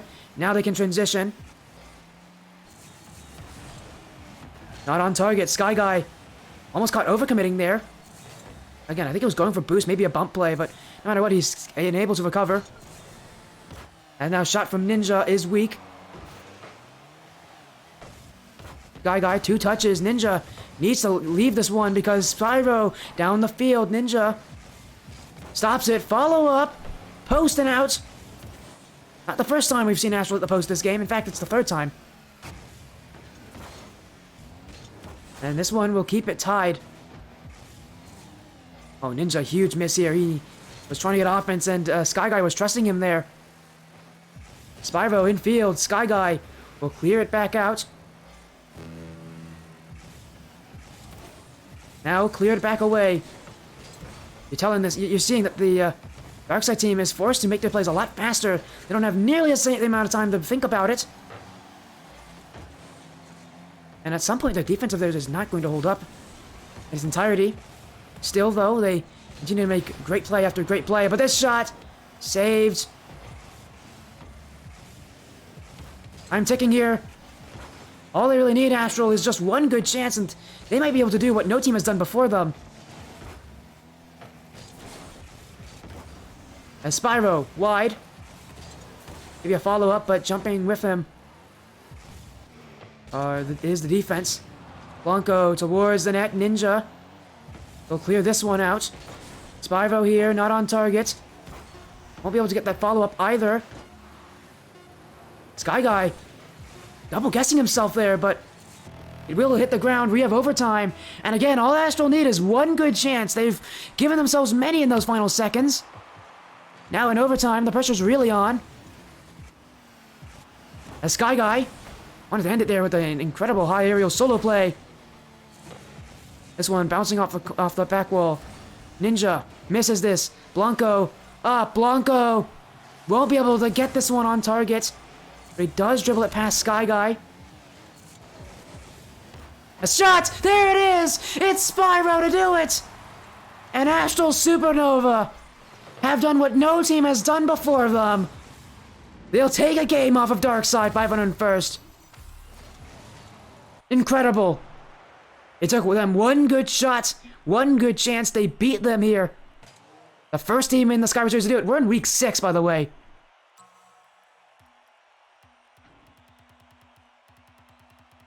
And, for Darkside, this is now territory that they're not used to. Yes, this game especially, Ninja just completely turtled up. And the problem was also with Sky Guy just getting himself a little too carried away on defense. He looked a bit shakier there more than usual. Couple whiffs, couple misplays, that's all Astral needed. And right now, things are going Astral's way, but will they stay that way? Darkside still have that strong offense with them. They're still consistent. But in the last game, a little bit of inconsistency hurt them. They could still stay undefeated in their series record, though. A Sky Guy with the dribble. To the side wall. Blanco jumping too. And that offense from this Darkside team has been so solo-oriented right now. It's a lot of it feels like Sky Guy just trying to take over, and that is just not going to work for them. He needs to have trust in Ninja being able to put on the offense himself, get everybody involved. Not fast enough here from Darkside. It definitely feels, again, it feels like they're just not nearly as connected. But this one should be a goal for Sky Guy. He will not miss these. And he'll walk it into the back of the net. He takes as much time as he needs to score that. And again, overcommits from Astral Supernova. Sky Guy on the end of every single goal so far that's been on an open net like this. As he continuously is the first one to challenge most of these. And he makes sure that when he does win these challenges that he wins them big time and he can take the ball afterwards. There's now Ninja. Throws this one away. Demo. Down the field go Astral. Blanco. Blanco to make it. Tied. Astral, Supernova on defense, but look at Spyro here, playing a proactive style of offense there. Demos both the players, one after the other. Astral are not giving up on this series.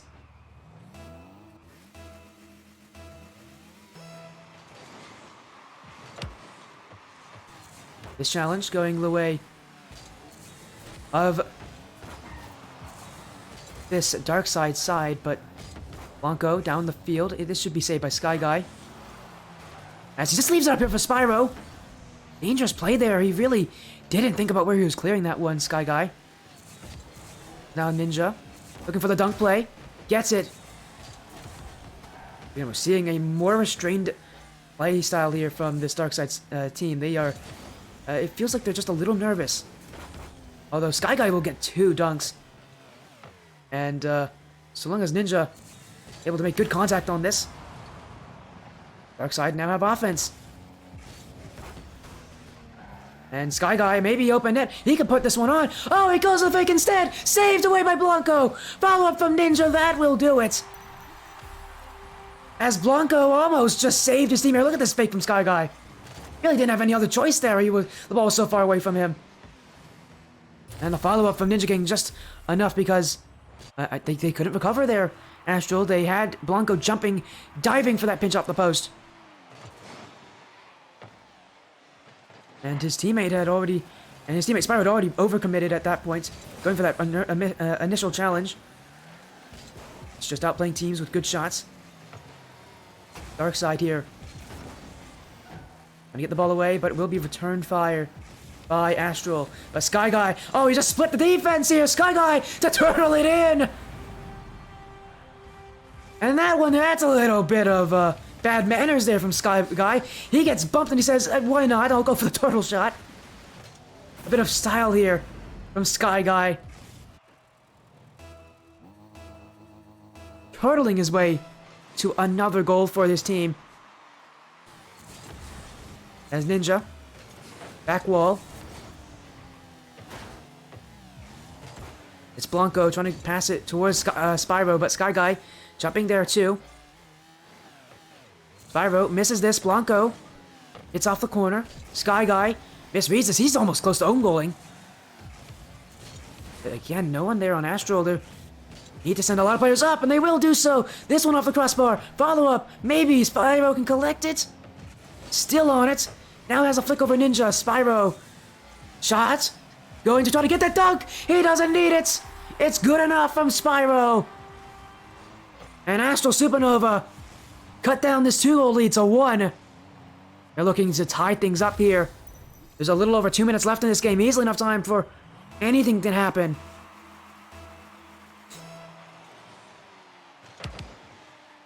Darkside. Sky Guy.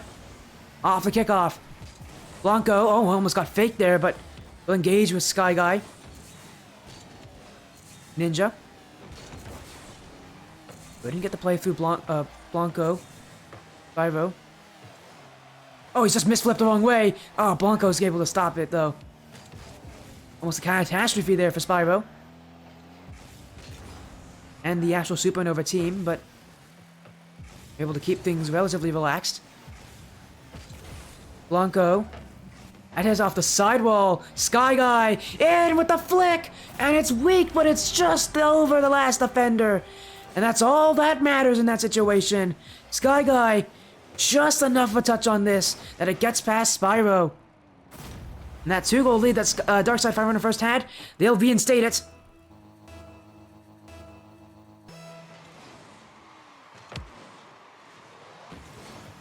Ninja. Make it 5. It's wide, but they are showing promise. Spyro, though, with the pinch. Trying to make some quick offense here, some quick transitions. Sky Guy, again, another flip reset from these guys. Blanco. Well said, leave it here. In front, Blanco! Tried to shoot it backwards, couldn't get it in the end. Astral Supernova are trying with everything they have to just get something here. Final minute. 60 seconds left here for Astral Supernova. They've already done what was seemingly the impossible already in the series, taking one game against this team. Can they do it again? Time is definitely going to be their biggest enemy. Sky Guy. Saved by Spyro. Remember when I said it was 60 seconds? Well, half that time's already ticked off the clock. And things have not changed here for the better for Astral. They're now having to play a lot more defense. Spyro controls this. Ninja demoed. Sky Guy is jumping, but doesn't read it. It's still wide. Spyro here, dribble, flicks it, gets a bump on Sky Guy, but Ninja's still there. Final 10 seconds. They gotta score on this. Astral. It's Blanco. No boost. It's bouncing. Sky Guy clears it away. And Darkside 500 first, while they won't keep their games on, they won't keep a perfect record in the games, they'll still keep it in the series. They're now 6-0 in the Skyward series. Their record's still perfect. They're still the best team in the Challenger division. And, well, this is definitely a challenge for them, but even with a bit of adversity, even with them losing a game, something that they haven't done before in this season, they're still making it done. They're still proving to you that they are a top contender to win the whole thing.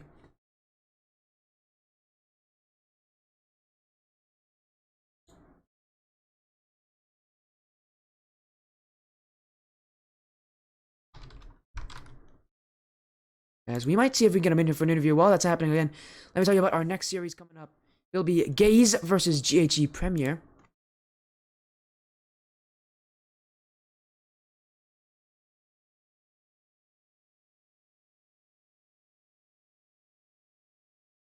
As again, we're going to see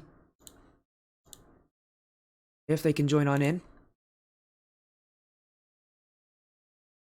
And here they are as the captain of the Darkside 501st squad. It is Sky Guy. Welcome in, Sky Guy. Another win for your roster. You guys are just unbeatable, seemingly.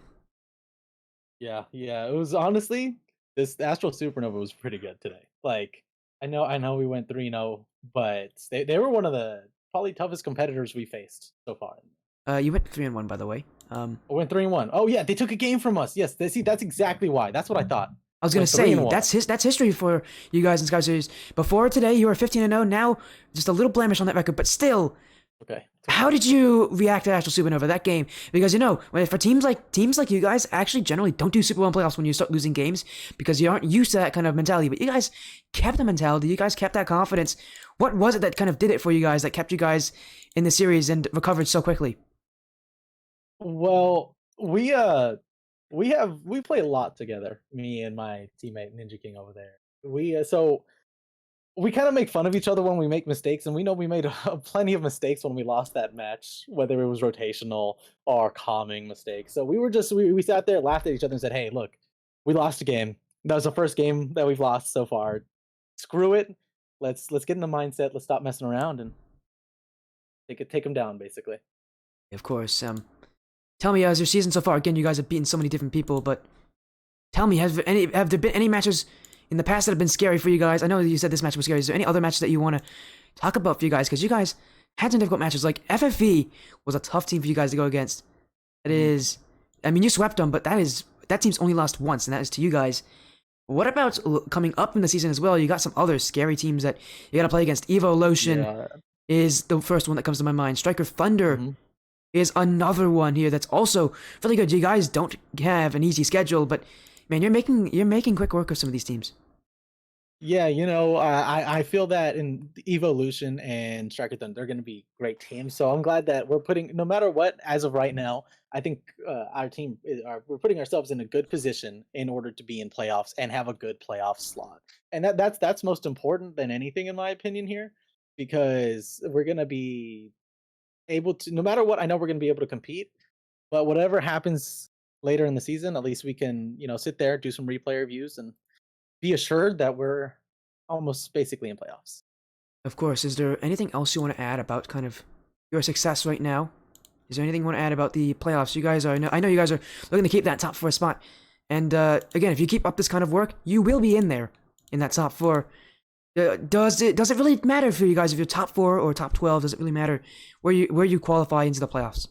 It's going to be really nice if we're top 4. Last season in Skyward, in season 0, we barely made playoffs, and I think we lost in like the second round. So it's really cool that our team, although we subbed one of our players out, and now we have someone else. But out of the 3, you're right, we kept 2 of them.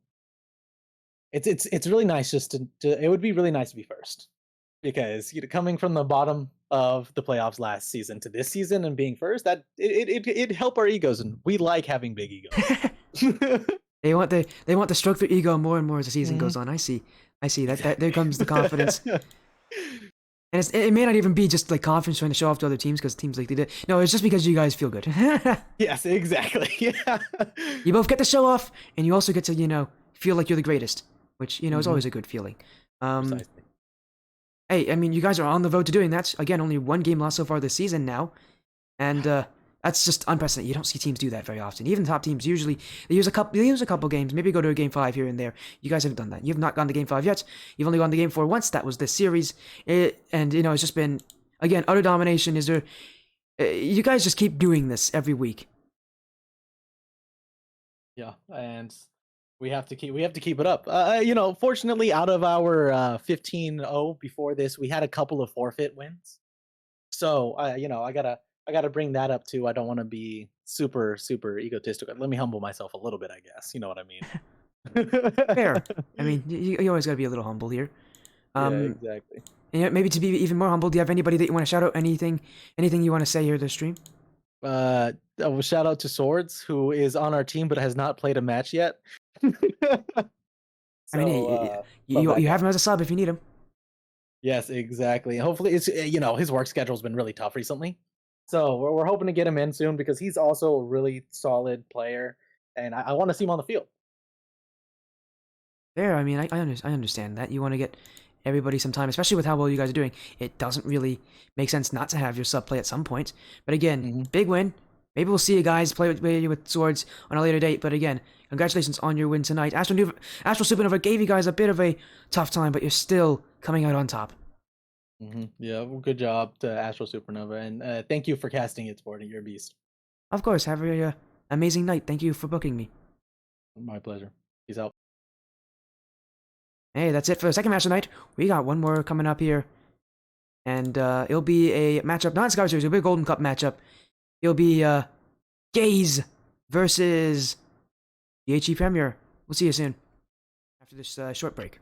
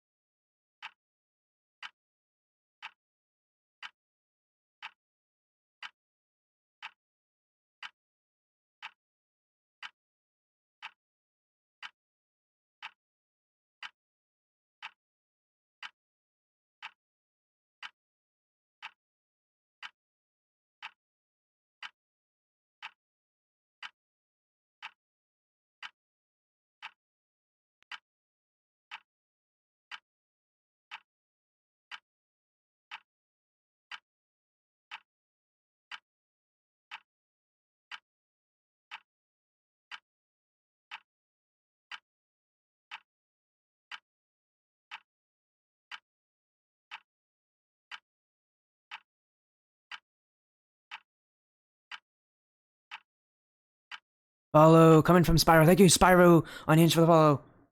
Welcome to the stream. Thank you. Thank you very much.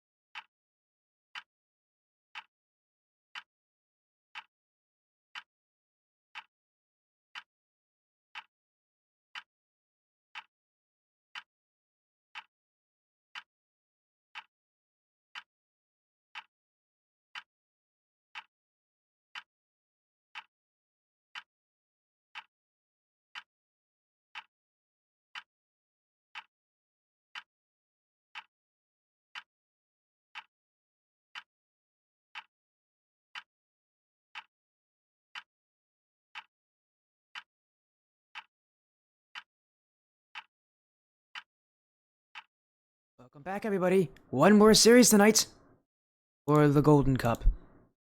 It is Gaze versus GG Premier. Gaze, also known as We Won, was the name that I actually thought they were going to go by tonight, but they've actually changed their name to be Gaze.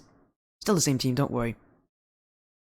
Here again for the Golden Cup, and this is for Tier 1 3v3. In fact, in Tier 1 3v3, there's currently 2 teams that have locked in their spots.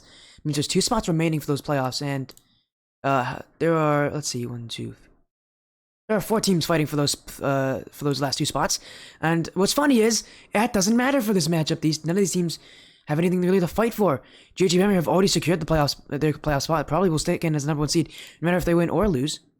Although I think a loss will make it. There's a chance that they actually could get kicked out of their first spot. It doesn't matter. They've already guaranteed a top spot. No, even if they lose, actually, they're going to keep that top spot. My goodness, they've already secured the #1 overall seed. So now they're just playing for pride. Literally, there's nothing on the line. Whereas for Gaze, they're out of the running of the playoffs. They're currently 2-4. They have no chance of making it. And so for them, they're also playing for pride, but they won't be able to make it into the playoffs no matter what happens. So again, an unfortunate situation for them, but that's sometimes how the season works here. Because again, they have to play against the best team here in Tier 1. GG Premier are currently undefeated. They have beaten everybody. Haven't even only gone to Game 5 once, and that was last week against Backbone Gaming. They still were able to win, though, so keep themselves undefeated. The game differential of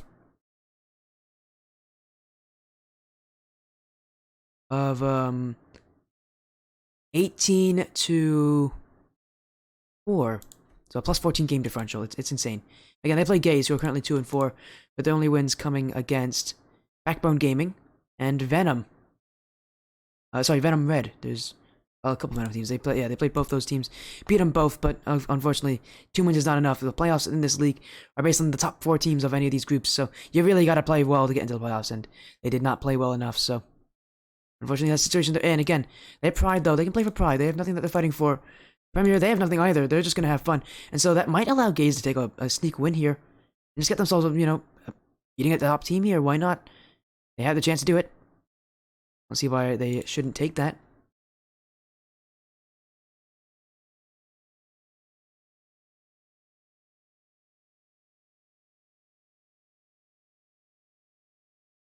As we're making sure that we can get the info for everybody here. One person.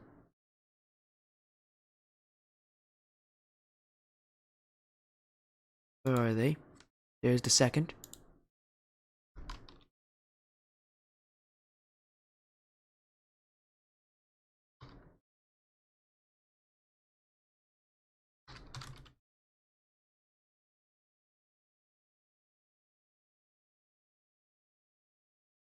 As again, support for who you think will win. Do you think it will be Gaze who will upset here because of the kind of relaxed nature, or do you think GG Premier will take this instead? Again, most people are going to be pointing to GG Premier here. They are the better team overall. In a series like this, you expect them to be the heavy favorites, but again, with the circumstances that are around the series, anything could happen. GG Premier also have subs, though, so they can use that. Again, they have Avgro, Shadi, Chalona, Slotho, Zvicy. Gaze only have 3 players. They have to play with these 3 players: Skittle, La Chapa, and Guzman. And we've sent the info to the teams. We'll wait until they join on in.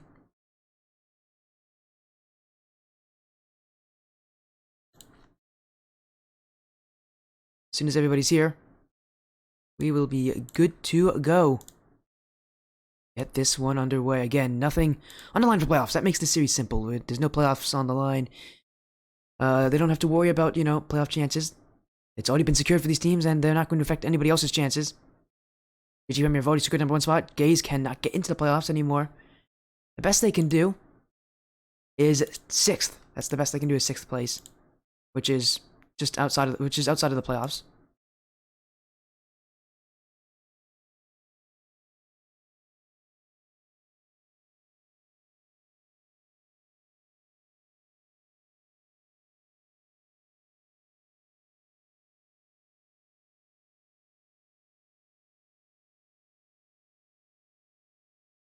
Again, just waiting for these teams. But while it's happening again, you can make your predictions. We're going to go in game. Be the last series of the night. There is GG Premier with Shoddy, Avcro, and Chalona. Chalona goes by Turtle. He has by Turtle. He's a Turtle guy. So, that's Chalona. Almost definitely that's Chalona.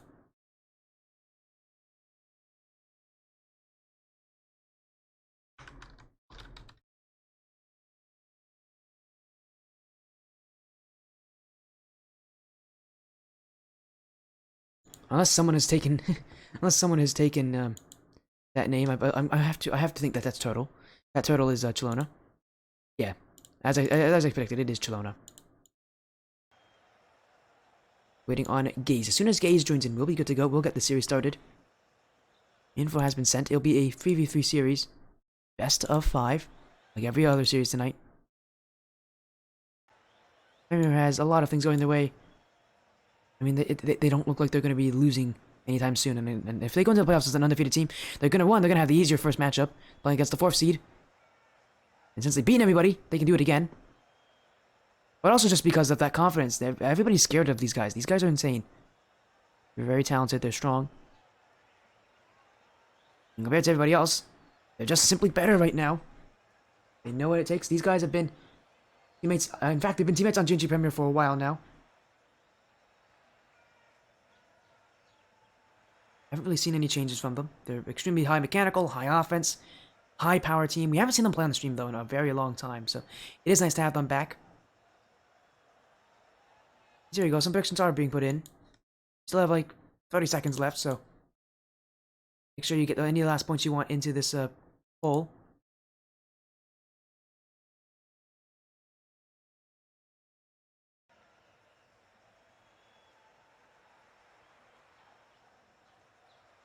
As we'll be waiting for Gaze. I believe the time limit to wait for is 15 minutes, so they'll be here though. I've gotten messages from them. They will be here.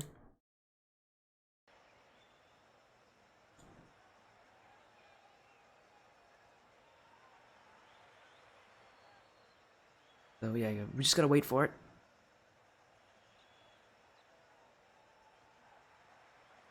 Is the unfortunate part about these, but I will say one thing you guys can definitely see is Shoddy. Shoddy is a streamer actually. In fact, I think he streams almost all their matches, so it's fun. This is again, this Premier side is very strong. Yeah, Shoddy is a streamer for GHE, so it's always fun for him because he usually streams their matches. As no, Afro almost accidentally joined there. As we're hearing from Skittle that they might need another minute.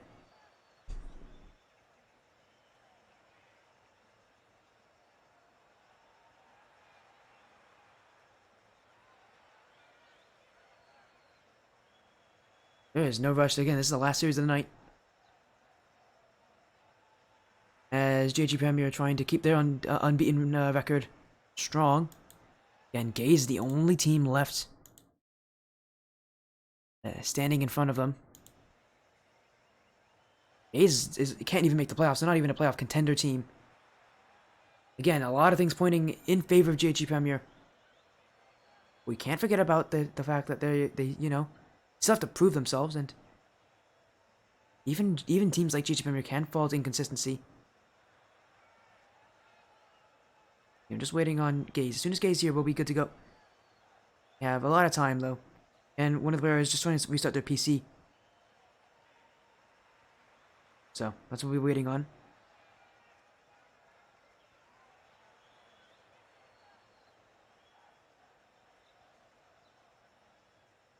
As soon as we see, there we are. There's Guzman. That should be La Chapa and Skittle are all in.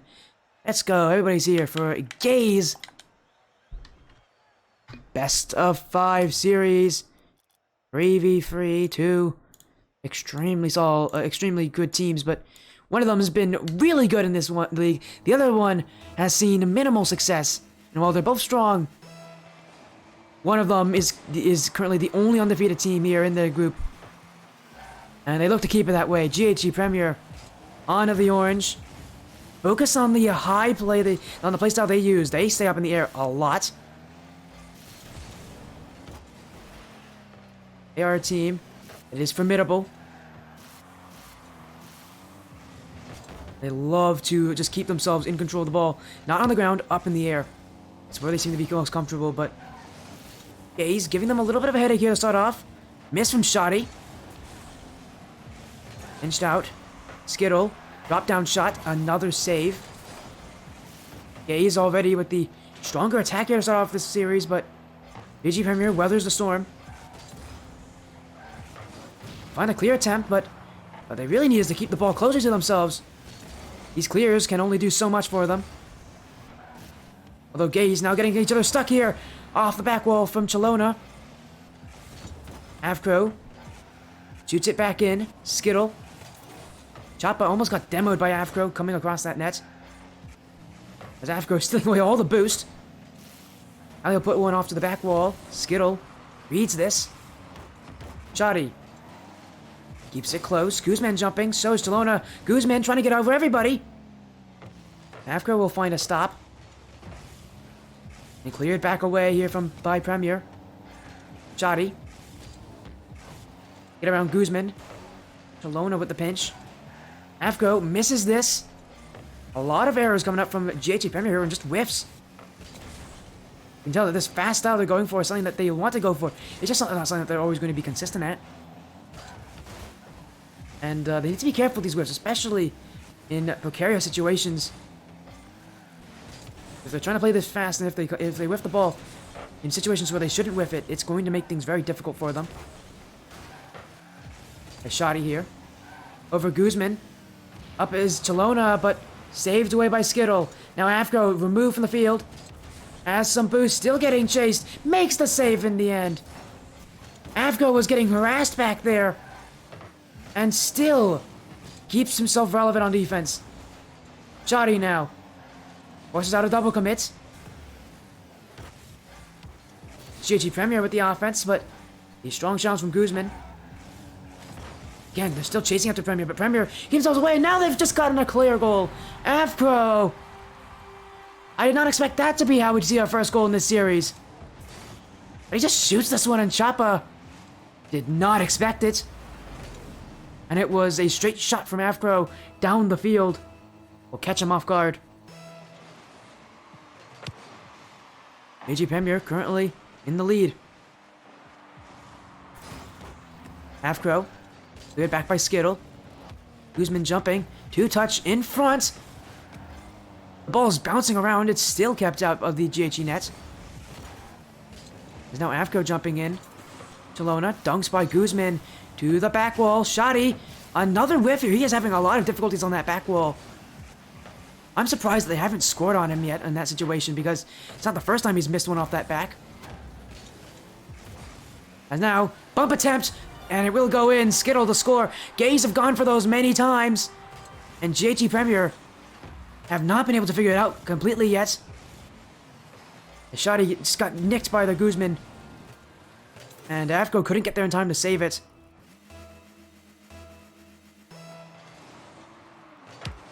So far, it's a tie game.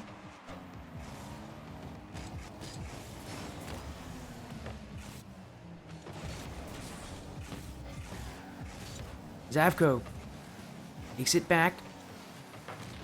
Emo's Choppa. GHE, double commit here. Unforced error.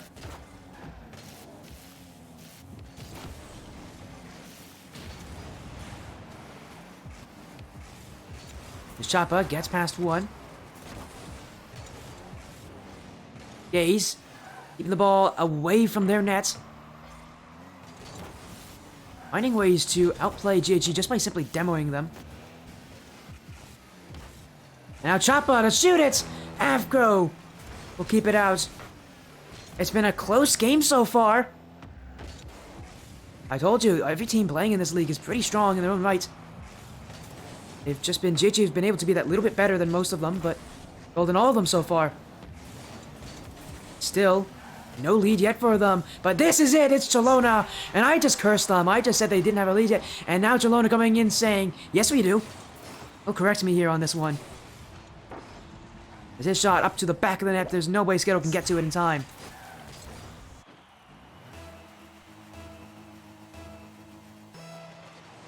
And now Gaze. 30 seconds left. They need to get a goal. Down the field from Skittle. Avcro reads it. Now fires this one away. Will force Choppa to jump. Shoddy, that goes only towards Skittle. Will look to create offense. Miss from Chalona. But Skittle doesn't reach it. Guzman, though. Open net. No one was back for GHG. And this one just off of a couple different errors here. A demo in the backfield, and then that miss from Chalona. Two things had to go wrong there for GHG to get that goal in. They both happened. And again, it just feels like for GHG, they can't get themselves off to that controlled lead that they need, that they want. So far, Gaze have not been able to take a lead yet in this game. GHG always just that one step ahead, it seems like. Well, now Gaze, double commit. Chalona. Racing down the field, flicks to the back wall. Shoddy. Stays up, wait a second. Guzman will clear this. JG, willing to keep it up. Maybe this will go against them, though. Offense. Now for Gaze, Shoddy. There's the drop. We'll hit to overtime. It's only game 1. But as we've seen, this game is carrying a lot of importance on it. The initial looks of these teams, both of them proving to be extremely solid. Infield, GHG Premier! That will be the game winner! And it's straight from Chalona's bumper. So many times they play so directly, but it's Avco to go with a bit more of an indirect play. The pass over to Chalona, and his shot, while it's not strong, it'll actually help him out in the end, because it will go behind the pre-jumping defender. Well, Sports Premier will take game 1. A good start. I mean, it was close. It went to overtime. Felt like there were moments there where GHG could have ended up losing in the series. But yeah, just the effectiveness of the shots here has just not been there for them.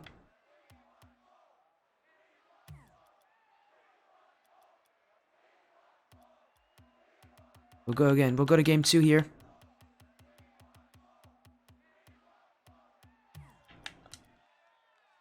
GHG currently leading the series by 1, and they add more to it. So far, they haven't lost a single series yet. Only gone to game 5 once. That was against a team that is currently fighting to be in the playoffs. That was against Backbone. Here versus Gaze. GHG Premier just trying to make their season unbeaten. Going into the playoffs, have the most amount of confidence, the most hype coming in, being this incredibly star-studded roster. They're stuck together for a while. They're not even undefeated just in the Golden Cup, they're also undefeated in the Up-and-Coming Cup, another league they're in. They're currently the second best team out of all 40 teams. Again, this league only has, you only have 8 teams in this league, I believe. In the Up-and-Coming Cup, there's 40 different teams of varying degrees of ranks, from Champ 2 all the way up to like GC2. HE is one of the higher ranked teams. They're one of 2 teams left that are undefeated in that cup. We'll probably end off the season that way, and will become the second best team in that league, only behind Dark Falcons, who have never gone to game 5 in that season yet. GHE Premier sitting on defense, but not for long. They'll get that ball away. Choppa. Guzman now. Up the field. Choppa jumping as well, but Avco can easily shift that one to one side or the other. And another big clear from JG Premier. Getting offense. Avco will allow Shoddy to take this one. Avco knew he couldn't really reach that one and make a good touch on it. So we'll just let it fall. Towards towards Shoddy, who has a better touch on that. There's no Avco jumping in this one. Chalona too. He almost lost that challenge, but he'll get to it in time. And now, continuously beating them. Shoddy! Oh, that's a huge miss opportunity. Shoddy really should be scoring those. Rarely do you see a player get that overexcited for a shot, especially in a situation on a team like this. A complete miss opportunity there from Shoddy. He needs to compose himself here. Just a little regain here from GHG Premier. They're still looking like the better team. But of course, with no goals haven't gone in yet for either of them, for either team, it's anybody's game. One move, and that's all it takes. Machapa bunks Afro, but Afro still forces the ball through to that back corner. In comes Shoddy, beaten by Guzman. Afro hits it up high. Chalona there. Where's the back wall? Miss from Chapa. Shots wide. Maybe a follow-up from Afro. That's also wide. JT Premier flurries of shots, but still nothing going in for them. They haven't been able to put it on target as often as they really should be. A Skittle. That one's gone nowhere. Shoddy gets rid of the danger. Chalona up with it, gets the flick as well. Chapa's huge miss. Shoddy's missed that. I can't believe it. Afro will score. Shoddy, put your head in shame. I don't care if Afro scores that. How did he do this to himself? He had a perfect drive towards it, and then he turned the wrong way. Afro will find an amazing shot, though. That is a good shot from Afro. But Shoddy, I can't believe he's missed that. He cannot score for the life of him. Again, GHG Premier still score off it, but my goodness, they really had to make things more difficult for themselves in the first place. Shoddy. New players committing there from Gaze, and Afro now one-on-one. That's a great flick! And that will make it a second goal for Afro, and a second goal for GHG Premier. A double commit, and Afro with all the space to do whatever he wants. He's not missing that opportunity. At the very least, he'll make sure that they are forced into a tough save.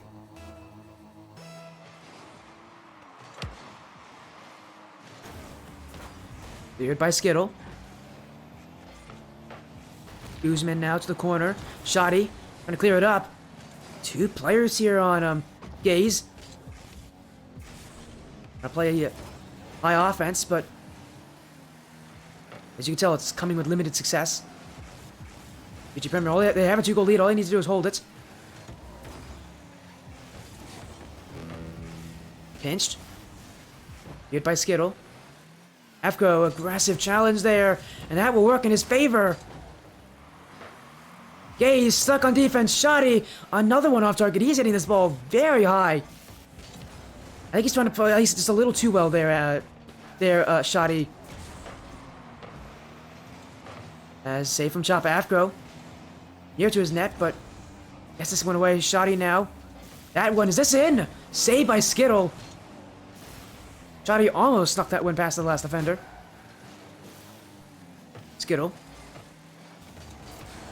Shoddy trying to find the clear. Choppa. Afro gets the clear away. Skittle now. Infield. No goals yet for Gaze yet. Although this is it. Skittle will get one for them. 9 seconds left. There's still a chance they can get into this one and force another overtime. But they're going to have to work very diligently. 9 seconds is not a lot of time in Rocket League. They got to make the most of this. You got to keep that ball up, more importantly.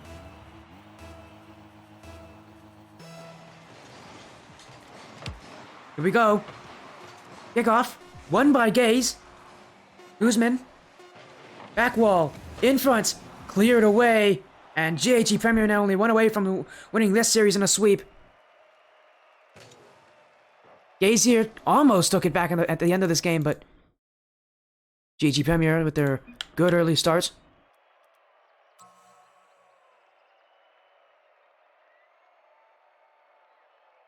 Oh, I thought for a second they said tactical. You can't do a tactical from a timeout, but you can do a tactical one.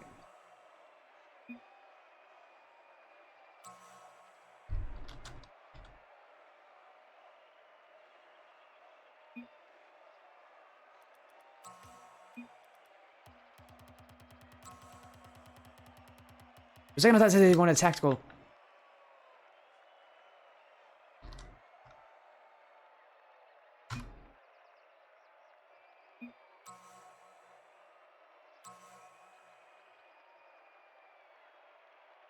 Again, I don't know how much time they are given for tech. I think it might be.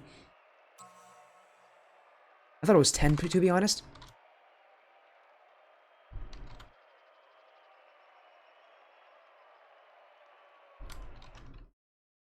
Let me check, actually. They have a tech, again, they're having a tech pause here. Perfectly fine. They are allowed to do that.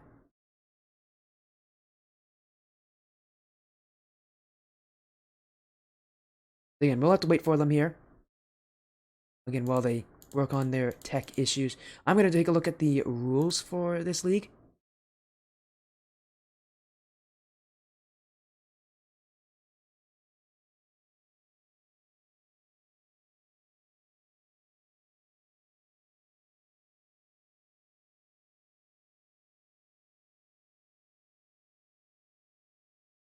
Yeah, but again, they're allowed to have a tech timeout. We'll see how long they have for it. Here you go. Here's the league rules. Let me take a look.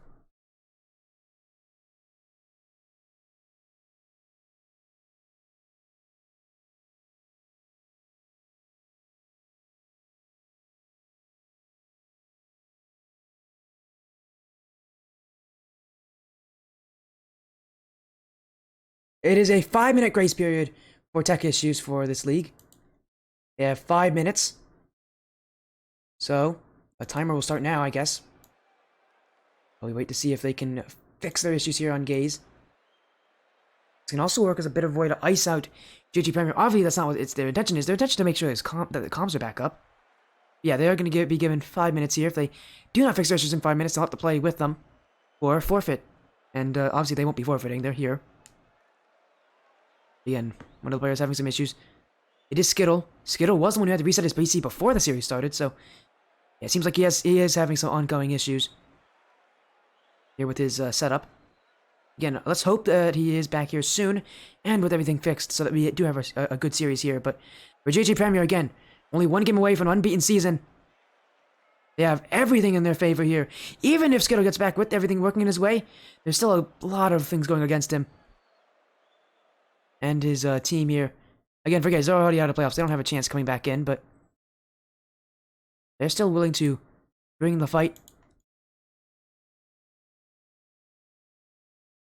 Again, the only other team that has secured playoffs is You're Throwing Sapphire.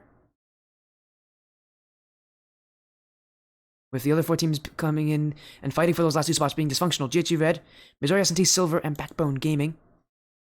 Currently, Dysfunctional and Missouri S&T Silver are the ones that are holding those spots, although we don't know how long it will take.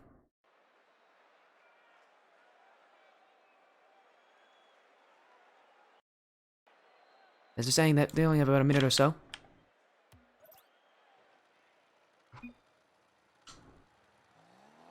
There we go. Tech pause is over for the Gaze side. They're able to fix their issues, hopefully.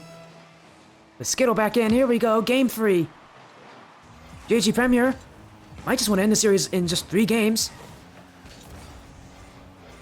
A lot of signs are pointing that way. It's going to be very difficult for them to do it with how well Gaze have been playing at countering this GG Premier team.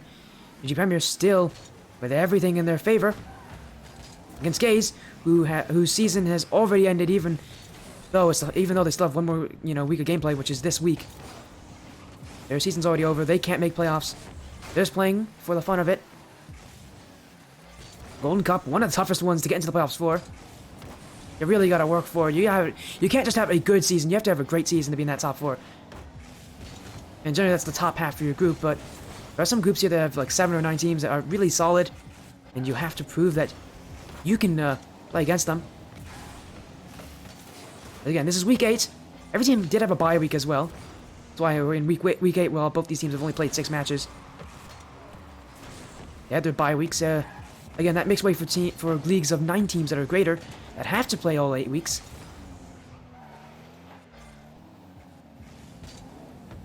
Skittle dribbles his way through. JG Premier kind of slowed down there, trying to analyze what in the world was happening in front of them. They're able to make the right decision. Shoddy. Now Afro off the corner. No one's there for GHG. That clear goes over to Chalona. Shoddy waiting back for the save. Guzman out of the way. As Chalona now waiting here. Shot will go in. Chalona stopped there for a moment. He might be having some issues himself. That was not the right time, Chalona. As the chop off the sidewall for Guzman. And now Chalona's left the match here. Maybe it's an internet issue. I mean, JG Premier are going to be stuck rolling with 2 players for the moment unless Solota can get back in. There he is. Didn't really leave for long. And in fact, oh, they almost scored a 2v3. Unfortunately, Chalona's issues have now indirectly caused a goal to be scored against them. The demo, Afko, misses this. Shoddy, open net, and while he's had issues with it before in this series, this one he'll make sure to put in. Shoddy seems to have an issue with overthinking these open nets, but this time he just plays it calmly, and he doesn't miss the target. A crucial goal for GHG Premier. They're back in this game.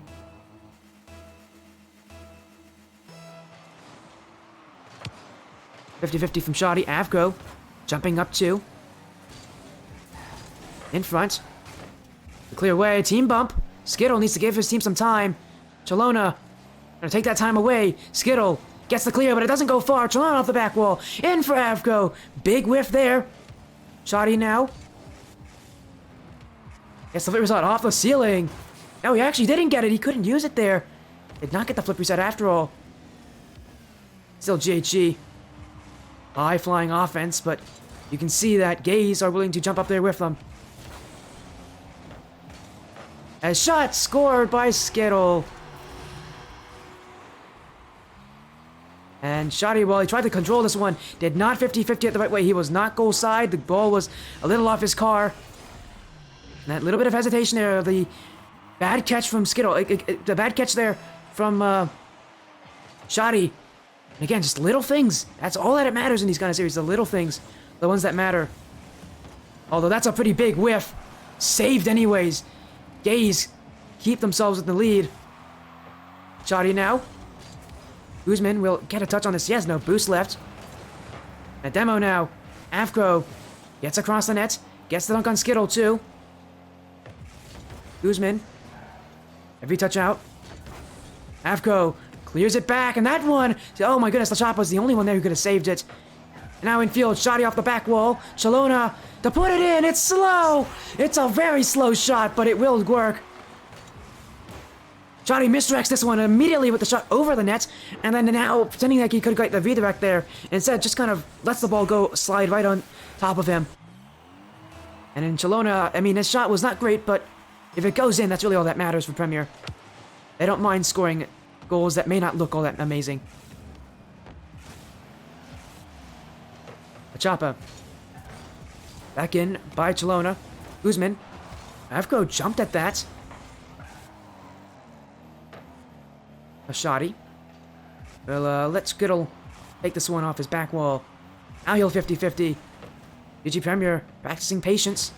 And now a demo. Guzman. Oh, he's awkward. What a flick. He had 2 GHE players there on top of him. And now a mistake from Shoddy.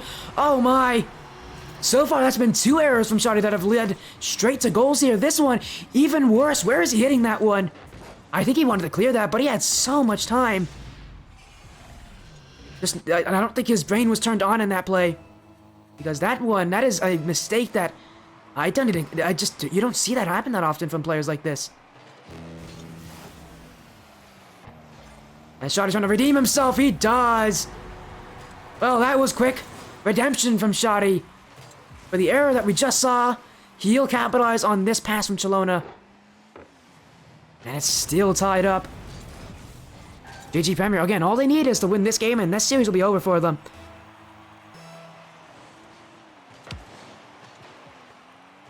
Chalona misses this Afko off the corner. Jumping for it is Skittle. Shoddy, 50-50. He's gonna go backwards here to against JG. Well, he actually does get a touch on that.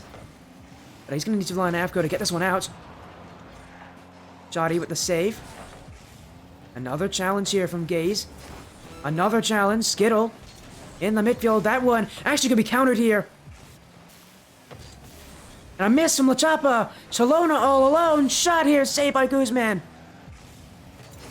Shoddy now. Dunked by Skittle. Heading into the final seconds of this game. JG with a pinch. He'll wait back on this one. Chalona Sidewall double taps it down. Shoddy off the back wall. 0 seconds. And they'll win it here. It's Avgro with the dagger. GHG Premier won't see the light of overtime again. They'll take it here at the last possible moment. And this is an undefeated regular season. And let's talk about Shoddy here. He was both the hero and the villain for GHG Premier. 2 of his mistakes led to goals that Gaze took to take the lead, but he also scored crucial goals, got some crucial assists, including, I believe, that final goal there was assisted by him. And, man, it's been a back and forth series. It's been an interesting there from Shoddy, to say the least.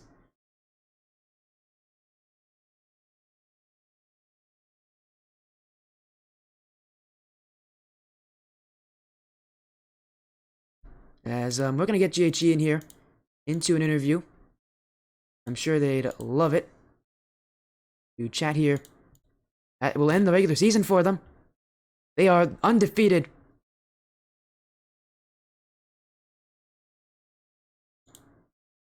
And GHG Premier just a different beast overall compared to everybody else.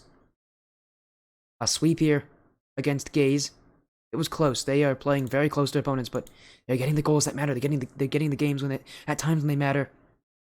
While every game was incredibly close, I think every game was like a 1-goal differential, except for game 2. I think that might have been no. Every game was a 1-goal differential.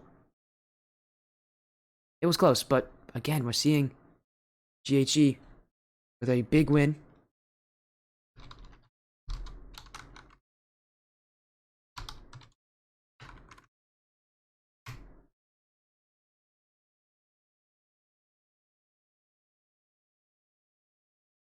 And again, that is the final series of the night.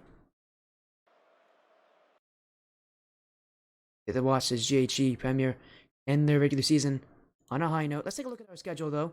Again, we saw SAGU Purple. SAGU won that 3-1. And Darkside, 5-1 first, kept themselves undefeated in their season, winning 3-1 over Astral Supernova. Now we have Gaze losing to GHG Premier in a sweep. GHG Premier ending their season off undefeated. And very likely they'll do that as well in the up-and-coming cup. Looks like we won't be getting an interview after all. I haven't really heard of a response from them. It seems like they're just willing to relax here after the series, which makes sense. And that means that will be it here for Rocket League action tonight. Thank you all so much for sticking around, for joining, for being amazing people. That'll be it from me. Thank you all so much. We have some crazy matches tomorrow, including one on the stream. I'll see you guys soon. Have a great night, everybody.